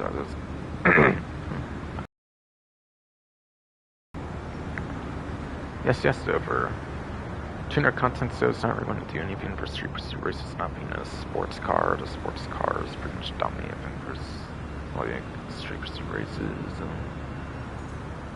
Probably by extension, you could probably say the drag races as well. It's also not a trip team vehicle, so it's not usable there. So the real huge thing about it for the robbery contract content, or like Tuner content at all, is the fact it's a 4-door. So it's actually very good for robbery contracts. Apparently the Hardy Way is not usable from later in the robbery contract, so I think it's the only 4-door you can still use apparently on those.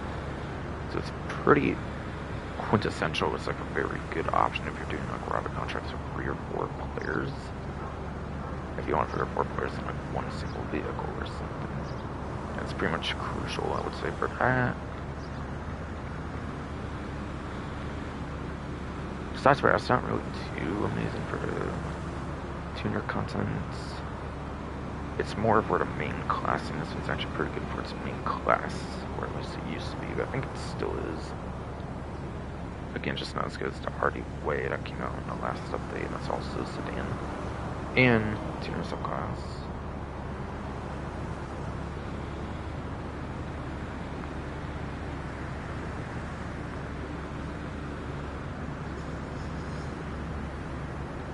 So apparently Tailgater S is apparently S tier. Yeah, sedan is still pretty good apparently. 3rd place for lap time as well as 7th place for top speed apparently.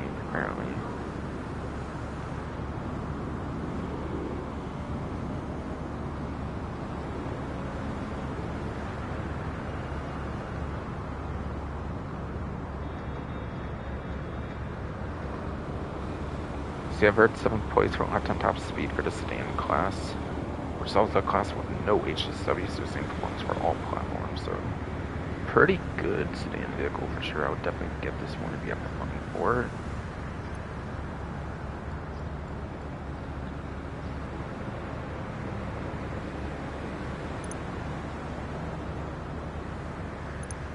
But yeah, I think that's the only discount for Legendary. Looks like okay.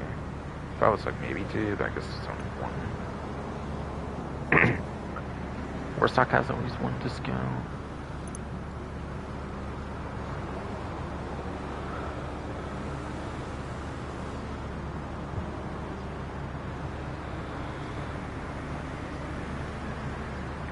Yeah, looks like it literally just has 1 discount. That's going to be a service vehicle with a terabyte around here.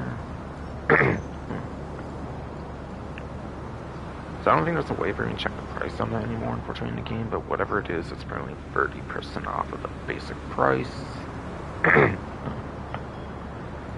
Probably is still like $1 million or so at least, maybe even like 2 million or something, not really 100%, but probably something like that, I'm guessing.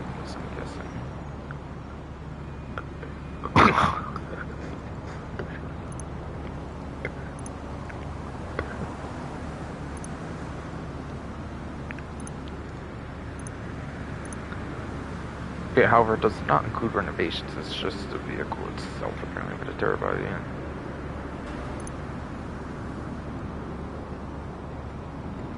But these are just cosmetics here, so it doesn't really matter too much on those. So.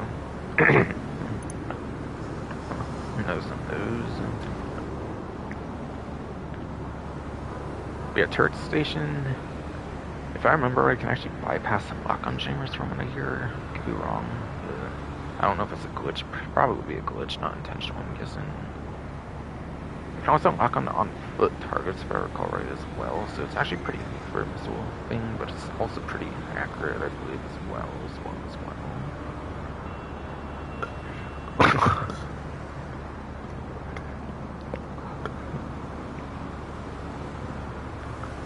But it's definitely pretty fun to mess around with, I would say, for sure. At least.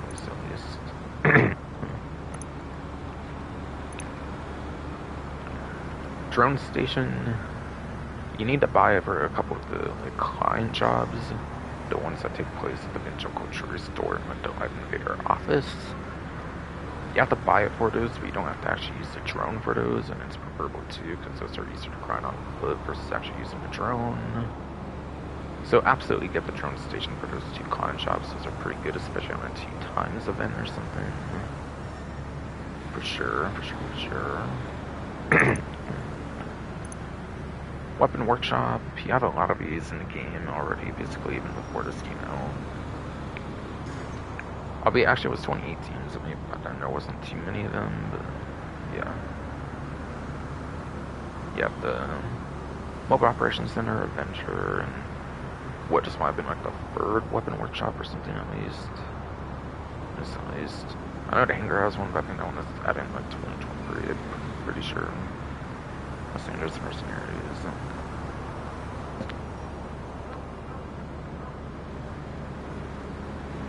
So if you want more convenience, like where you can do your like Mark II weapons, it's good, but like I think the casino, like the arcade property thing for Casino Heist, I think if you have like active Casino Heist going, you can get like a free option for it anyways. So you basically get a free one on your arcade, I think, as long as you have the active like Casino Heist, I believe, already anyways. That's like complimentary basically.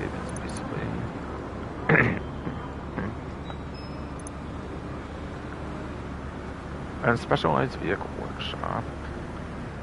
only place to customize the press 1, 2. 1, the best grinding vehicles the whole entire game, so 100% get the specialized vehicle workshop. You can also store 1, 2 in another property, but you can actually store it directly here too, which is nice. So you can use like another garage spot for another vehicle instead.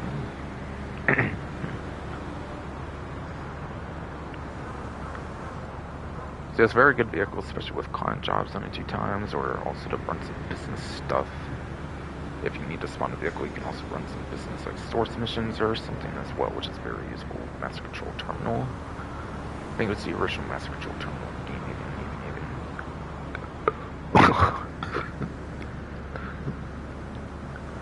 Or no, Master Control Terminal I think came out later, actually, for this vehicle, but yeah. You can actually run resupply missions through this vehicle, which is very useful as well, in addition to the client jobs, exclusive stuff it has.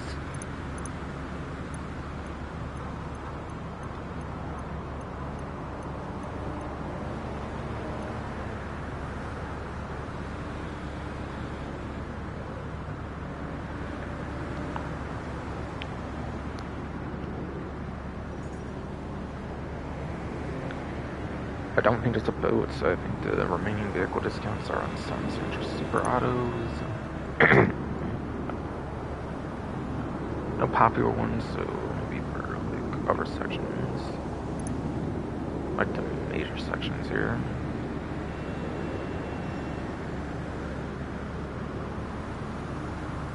Alright, starting with current prize DLC, apparently the Ponte Brenner ZZ8. From 1,320,000, 924,000. 396,000 for sure. Actually 4K away from the 400,000. No lock on chain available for it apparently. Okay, so it's just a muscle car. Basically like a traditional muscle car done.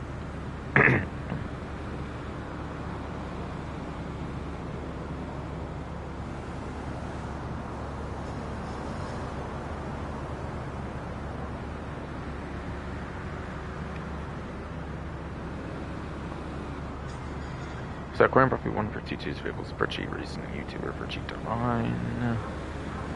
And yeah, I didn't go over to performance by the way on the terabytes since that's like weapons stuff and whatnot. So I figured I'll just go over capabilities on that one.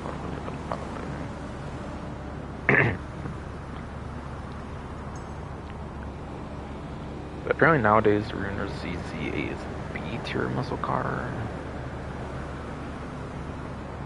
With a 19th place for lap time. And a 28th place for top speed. Both above average at least for the class, but yeah. It actually already beats one HSW vehicle for lap time, so I think it only goes like -4 at best, with 15th place at best for lap time. A few placements out top 10 there, unfortunately, but then like 23rd, I think, with -5 for top speed for 28. Yeah. Like, it's nowhere near the worst muscle car in the game for performance, but yeah, it's not exactly going to do too much in the game nowadays, unfortunately. I'd probably skip this one, unless you're looking for customization for preference kind of reasons on this one.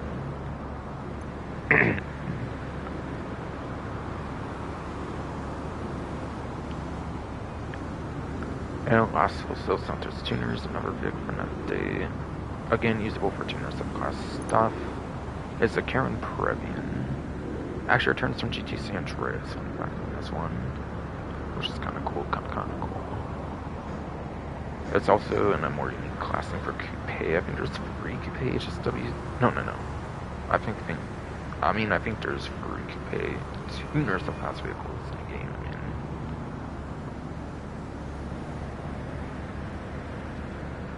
But I think like 30 to 40-ish thousand or so, I think on a trade price discount, by the way, for 30% here, for 30% here.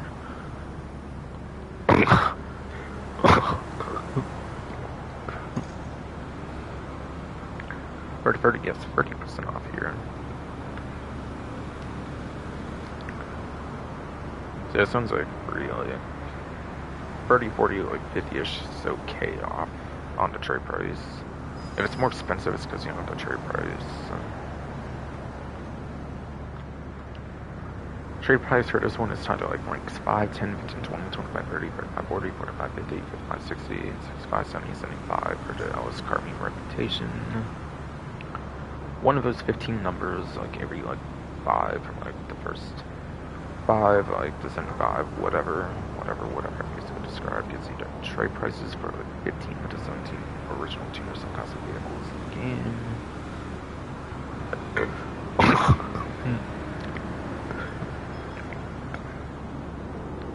Okay, my arcade just hit maximum. Okay. Definitely have to get to that soon. Shouldn't be too much longer in this game, so it's at least.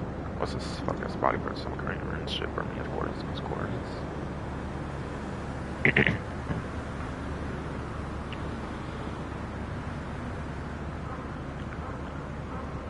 But yeah. Of the free coupe tuner subclass vehicles, apparently it's the best performing one, I believe, here as well, by the way. Because, like, the ones that came out Criminal Prize DLC were a complete joke for the performances, by the way, by the way. No lock-on tuner, by the way, on this one, okay.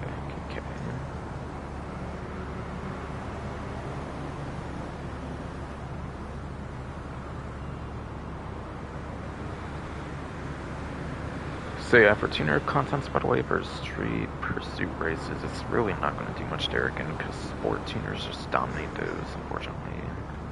The only real place you can really probably use this is the robot contracts. Of course, probably the same stuff for drag races, so probably only use those sport tuners purely for those, if it's locked to the tuner subclass.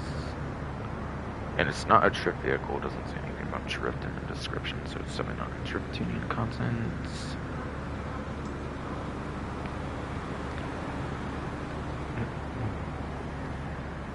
So really, you're only going to want to use it for robot contracts, which there's not too much point to do that, since there's the regular Chester RR, that's basically the number 1 top speed option with the OG options for tuner subclass stuff. That also is rear louver for some back bullet protection as well. So as long as you have like that vehicle, you don't really need any other ones for robot contracts still. But if you are going to use it anywhere, use it for robot contracts, really though. Albeit it is a coupe class, so you probably could get away with using it for some coupe class racing. Be a coupe racing is pretty niche in the game as well, I would say. Since most people just do the sports super motorcycle class races, I would probably imagine. But regardless, it is A tier apparently for coupe. Not quite S tier, but still 3rd place a lot of times, as well as 12th place top speed though. And there's 21 coupes in the game apparently. If you take away HSW, you actually would go up to 2nd place apparently, but not 1st place for top speed. Or no, I mean lap time. I mean lap time though. Actually already beats lap time for 1 of the 2 HSW, so it only goes up by 1 if you take away HSW class vehicles in the game. And it probably actually would get the 10th place top speed if you take away HSWs, so like, on the platform, it actually can be good in all the metrics for the coupe class, for its main class, yes, its main class. So not as bad as Nishi suggested it would be, actually. It's just more for the main class rather than the tuner subclass contents in this case.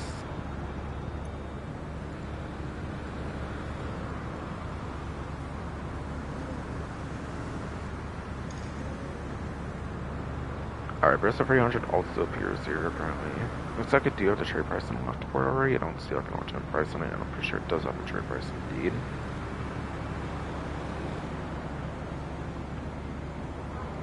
But the actual next new one here is going to be the Mabatsu number FF. Apparently from 1 million for 80,000 to 966,000. 420. Or no, 414,000 or something around there. Definitely not so sure though. Yeah, last was those Santos like summer specials, summer 2020 update, whatever.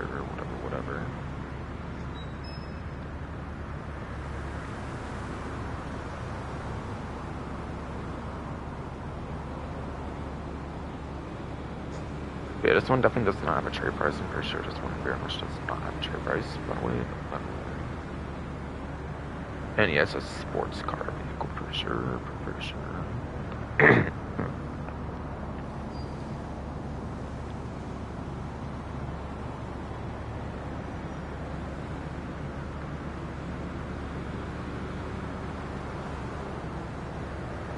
It's apparently F tier sports car, giving it 48th place apparently somehow for a long time, despite being F tier apparently, and then 98th place for top speed. There's 6 HSWs in the games, I think all 6 speed for both metrics, so I think it goes as high as like 42nd place lap time, and 92nd place top speed. Top speed is just garbage no matter what. Lap time is always just in the 40s as well. It's really just not that good. Yes, above average for a class for a lap time, but it's not really going to do much really in the game, fortunately though. Fortunately though. I do think it's a custom vehicle you could use for like Lunar New Year like racing when that comes back in the game, if it does at any point again, but by then 6 VIPI is probably just going to be out at that point, so it's going to really care at that point anymore. I don't really think it's that good of a vehicle to really bother getting though.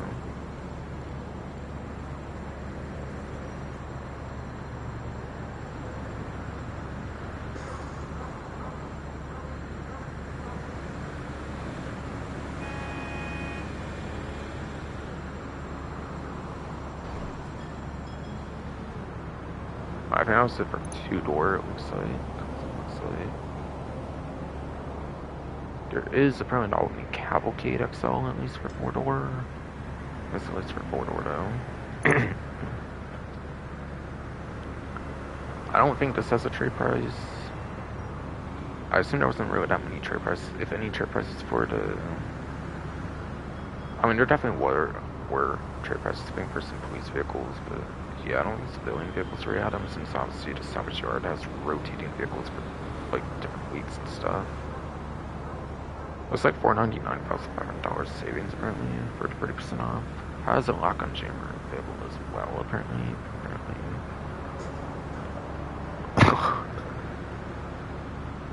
Any SUV class vehicle.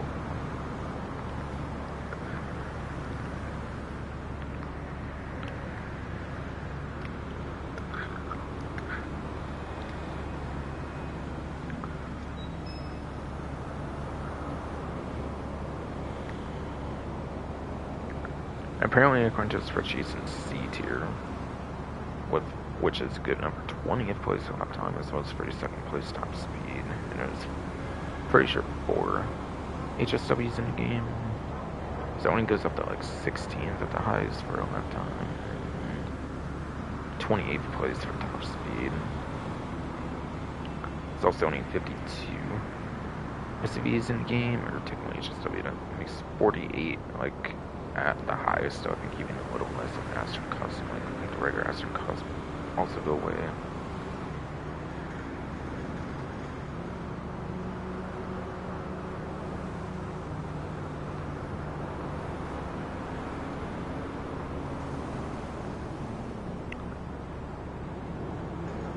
So it's kind of a good like view out of top 10, like worse or like at best or whatever. Yeah, best for sure. I think it's below average no matter what though on like top speed though. So it's not really top speed for me at all. There's not really too much reason to get this unless you're a huge fan of Cavalcade vehicles. Cavalcade XL in particular is actually not in GTA 4 episodes of River City apparently. It's actually original GTA Online. Original Cavalcades of GT4 vehicles. If you're big on the Cavalcade on the vehicles, maybe get it, customization for preference reasons. Otherwise, it's definitely a skip.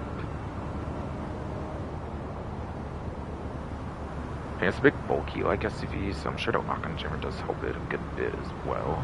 So that's pretty nice if you get that.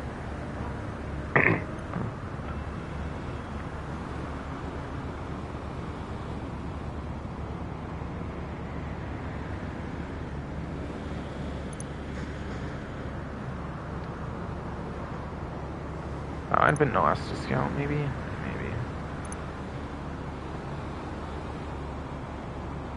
Yeah, I think that looks like that was actually it for discounts. Okay. for vehicle discounts, not done with discounts though. It's still gunman to cover. Still good. Like, it. That's because I did like nightclub stuff, obviously for like. I did the DJ method where you go into like the basement and just rebook DJ like 10 times and basically like full popularity for like 100K or something. And it was in the event where you got like 100K, I think, for like per like 48 minutes or something, basically. Yeah. So I guess it finally ran dry, unfortunately. Whatever though. Yeah, cocaine from earlier, right. But yeah, nah, screw Lazo. It's kind of gay as fuck. I'll let his ass rot in a nightclub being all bored as fuck or something. Like, actually though. Like, I'm talking about his character in the game, obviously not real life per se, but yeah. Yeah, that's,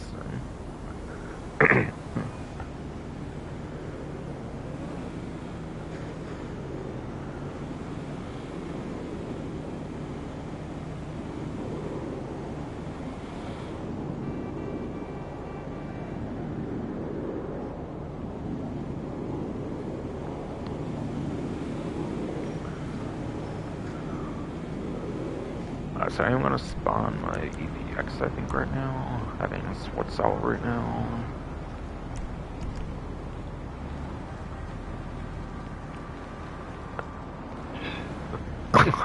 Wait, I actually spawned like in here. Wait, what? That's weird. I don't think she's spawned in here, but I'll take it. I don't know why it spawned right in my like salvage yard area. It's so weird now. I feel it never had to happen before.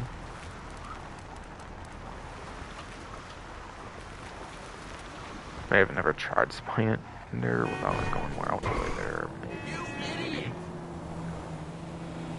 Maybe it's a special spawn for when you buy like the particular like, salvage yard. I'm not really sure though. I'd kind of doubt it though. Kind of doubt it.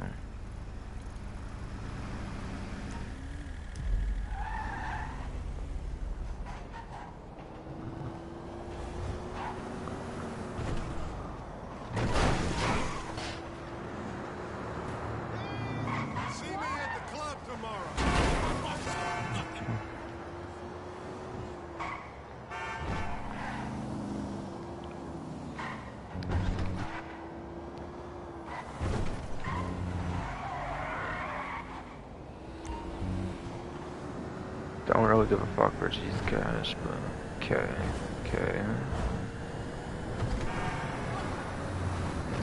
Not about to use a terabyte on 30% discount or anything. They use the collectible scanner on it. Yeah, I actually probably could have won more detail on the terabyte actually, but right. Did eventually get the collectible scanner. Good for collectibles. It can find those like clovers, like the latest collectibles that released for the limited time. So it does seem to be programmed for newer collectibles as well, which is good. And they don't just forget about it when it first released, like after the fact or something, after the fact or something.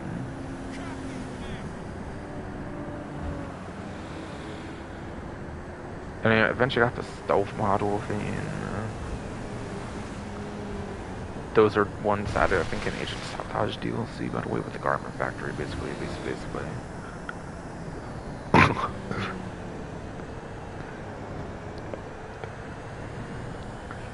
Where, yeah, I think if the vehicle's stationary, I think it's like off radar.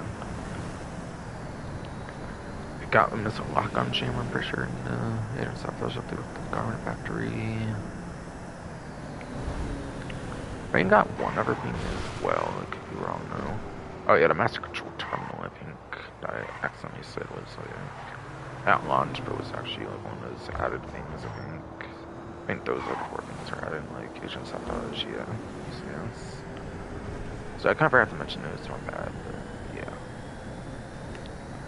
Fucking ass body for some premium, you know, fucking ass prick, those, of course, I put stuff getting everything.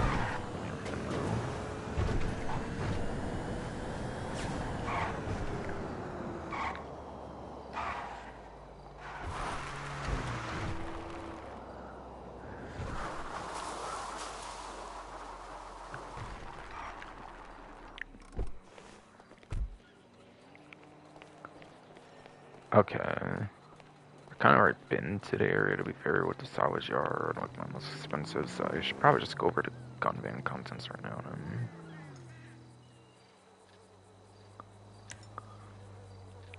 Alright, so Tackle SMG apparently is at the gun van.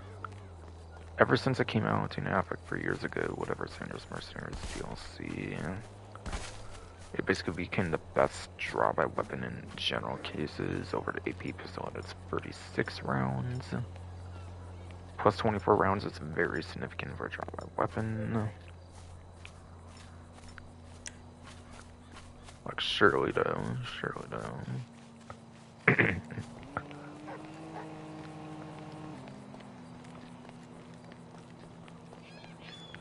There's a bunch of special seats for certain vehicles, or you can use like stuff like assault rifles, LMGs, like RPG snipers and stuff, I think. Like the side seats, like Phantom Wedge, like Moonbeam. Like helicopters, side seats, etc. So when you're not like one of those very niche cases, the Tackle SMG is basically going to be your best draw-by weapon. Also like motorcycles, I think have some better draw-by weaponry, but yeah. For your average traditional car, the Tackle SMG will be like the best one to use for a draw-by weapon.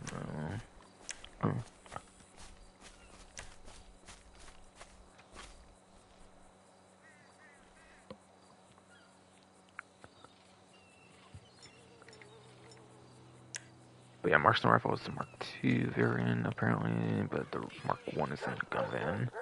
They don't straight put Mark IIs in the gun van, but yeah, it's the Mark II variant. Which gets the holographic sight in the Mark II variant, which allows you to lock on, which is really nice. And of course you can have all the special different ammo types and stuff as well, so it's a very solid weapon for sure.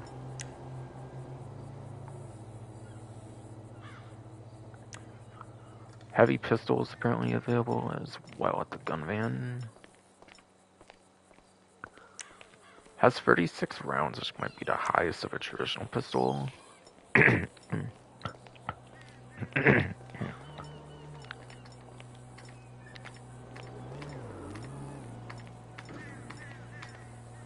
if you want to use a pistol for some reason, it's not an automatic pistol. The AP actually has just as much ammo as that.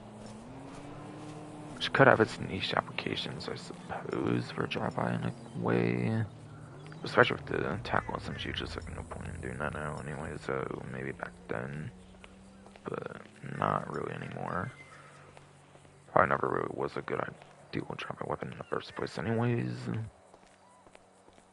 Probably just send a weapon wheel for most people like it does for me anyways. Like for collection's sakes, basically, it was basically.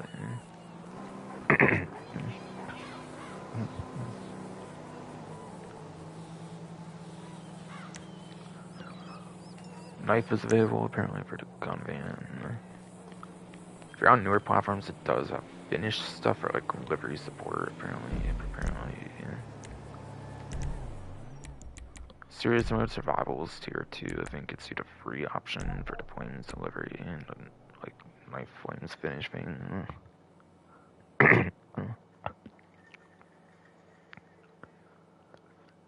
And aside from that, there was a bunch released for the Plus subscription. I think all of those ones are paid. I think this is the only free option for like a delivery, like finish kind of thing. Otherwise, on legacy platforms, it will always look the basic, like same basic look to it though.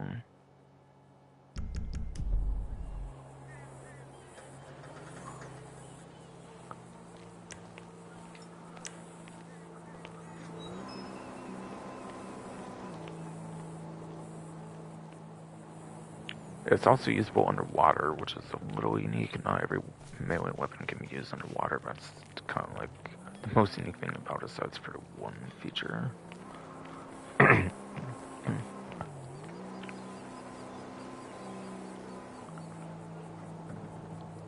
And discount weapons, the heavy rifles half off apparently.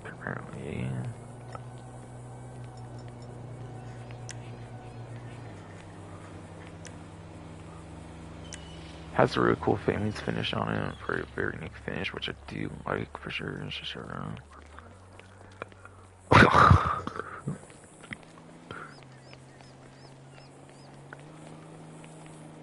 It's also cut story mode weapon that made its way like 70 years later for an online update, of course, with the contract DLC like 8 years later, which is cool. But yeah, that's kind of where all the benefits kind of end. Like, really though, it's not the greatest assault rifle in the game, really. The service carbine is a whole lot better. That came out like right after the first assault rifles, quite frankly. I think the idea of this one is you trade like fire rate for some extra little damage, which doesn't really like help that much, unfortunately. Though. You basically just get more damage anyways with better fire rate than like actually increasing the damage per bullet, apparently. So it didn't really like do too much when it released, unfortunately. Though. So like once the units kind of like ran out for, like it kind of was just one half for the collection. I feel like the difference is very huge according to in-game stats. In-game stats aren't always the most truth-telling, but I think it's actually correct in this case, though.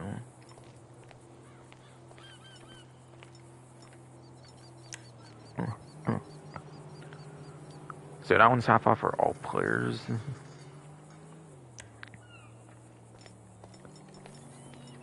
Otherwise, the regular military rifle is actually 40% off for plus members only.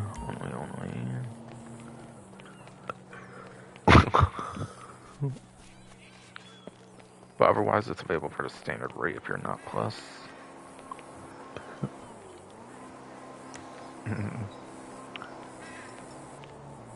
It's basically the same as the latest assault rifle and like latest weapon edition as a whole. The old striker is basically the same as that, except it has a suppressor. It has a suppressor when the L striker does not, which is the one single benefit it has over the L striker. Everything else is just a downgrade from the later added L striker.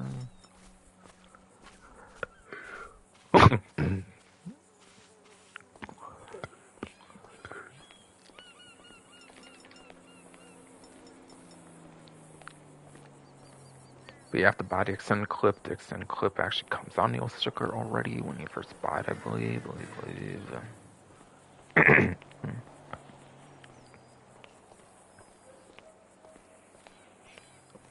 L striker also has unique blue flashlight, apparently. This thing also has tracer rounds as well.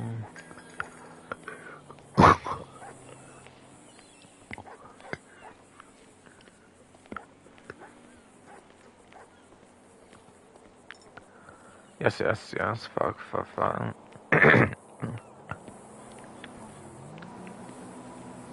This thing also has unique tracer rounds as well, since it's not like an actual Mark II weapon, it just has tracer rounds like at the default. Blue tracer rounds for like 9999 ammo versus like the 300 tracer rounds that like the Mark II weapons have. Also, tracer rounds are actually only every third shot for Mark II weapons apparently, whereas for the L striker every single shot is a tracer apparently. So it's just a whole lot better than the actual like tracer like Mark II weapons, despite not even being a like true Mark II weapon.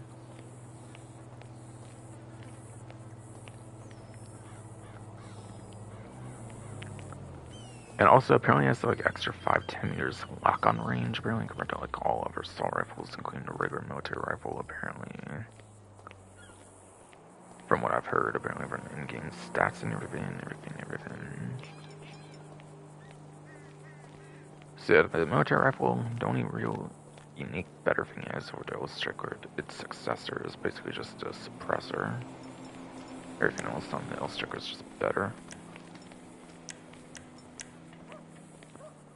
So it's really only good for legacy platforms that don't have the L striker, where you have to basically use the military rifle on the legacy platforms.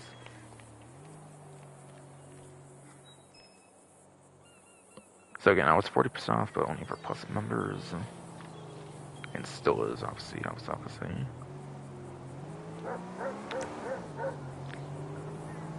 then for throwables,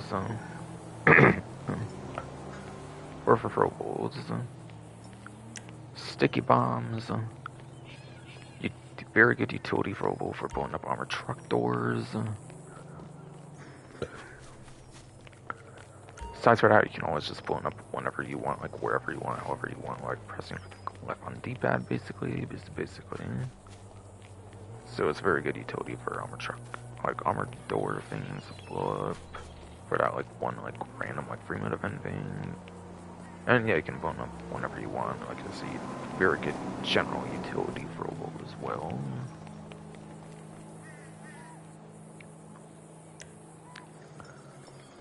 My pipe bomb's glitched off my character apparently. Okay.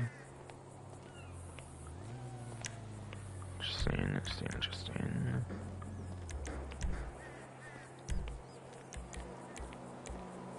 Guess I'll rebot him then, for demonstration's sake then. Or so I can just show him off at least. Even though I bet there's a spear on my character again randomly though. Well, if ammo glitches in the game, of course, that they just don't bother to fix or something. Or spaghetti goes so broken at this point it just can't or something.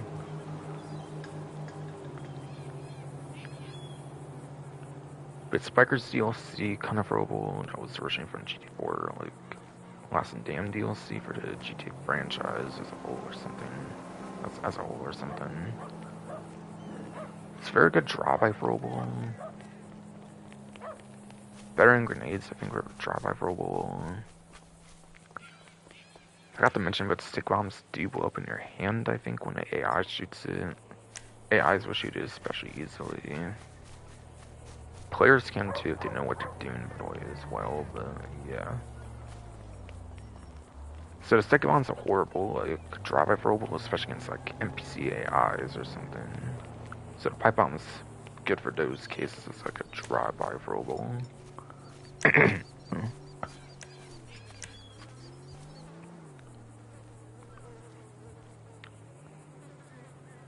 And then Molotovs are the last one. And those are off my character, and you can only buy those really at the gun van, so I'm not going to be able to do that, but yeah. It's a gun van exclusive robo, so obviously those are pretty much the ones of the 3 that you should probably get most likely for robo.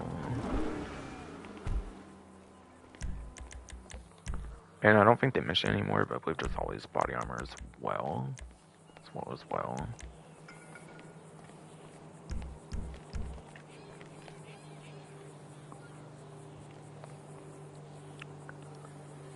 But you cannot buy Molotov's ammunition or to, like... Yes. Yes, fuck. Cannot buy Molotovs, apparently, at the ammunition or to, like... Agency, like... Armory. Same with the Mansion Armory, I believe it's just basically the same lineup as the Agency Armory. So I think you can only buy those at the gun van, I'm pretty sure, for the Molotov cocktails.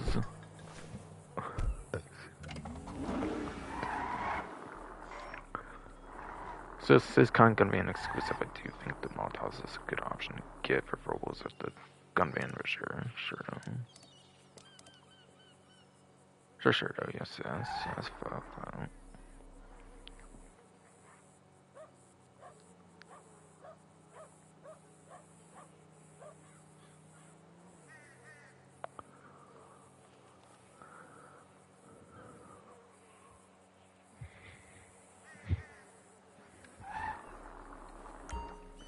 Alright, so last but not least, I'm doing HSW Town Trial, and I should do it for the stream now.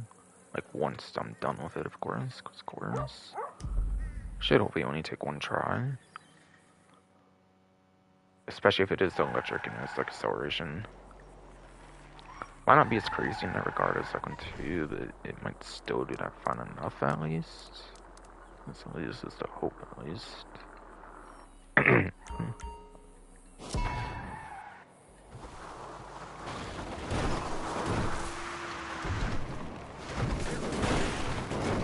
Alright, acting go too shabby, let's go.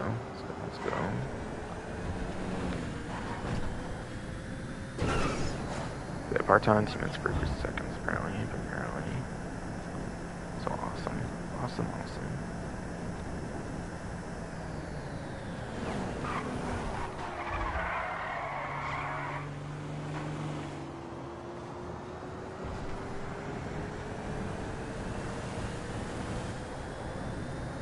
I think it's going pretty fine so far. And if it does get stopped, it might have some acceleration being an electric one, so pretty good, pretty good. As a reminder, you do have to take off proximity mines in this particular vehicle in order to use it for HSW time trial, since it counts as a weapon like the weapon sickness. Cannot be used, for example, because the weapon after Crown Prize DLC released, it blacklisted that one because it has the weapon. So take off the submines and it just counts as a weapon, and then you can use it. That's why I waited as long as I did to finally use this one. I used Stinger TT not long before this one per se as well. Like a few months before, maybe at most. For the same reason, of course. Of course, for the Stinger TT. Stinger TT.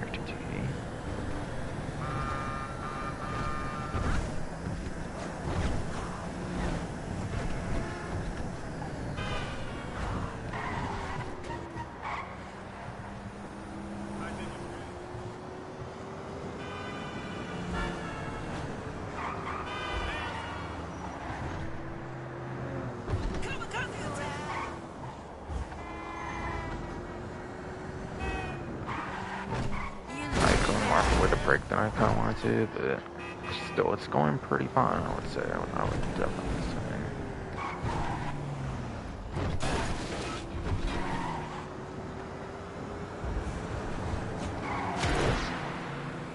Two minutes 21 seconds. I thought it was actually going to be 221, not 220. Whatever. We had $252,000 more. Let's go. Getting me to $7,645,407, and that's before like any safe incomes off off stream. Basically. But I'll basically finally be it for the stream though, I think though.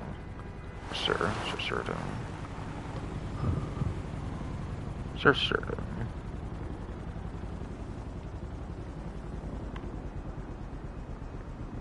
And yeah, by the way, game to switch to, it seems, tomorrow. I should be getting Switch 2 delivered tomorrow, apparently. I mean. So that'll be tight. That'll be very much tight, being that price increase by $50 or something in like beginning of September, literally September 1st. September 1st. So that will finally be it for the stream, though, I think. Hope you enjoyed.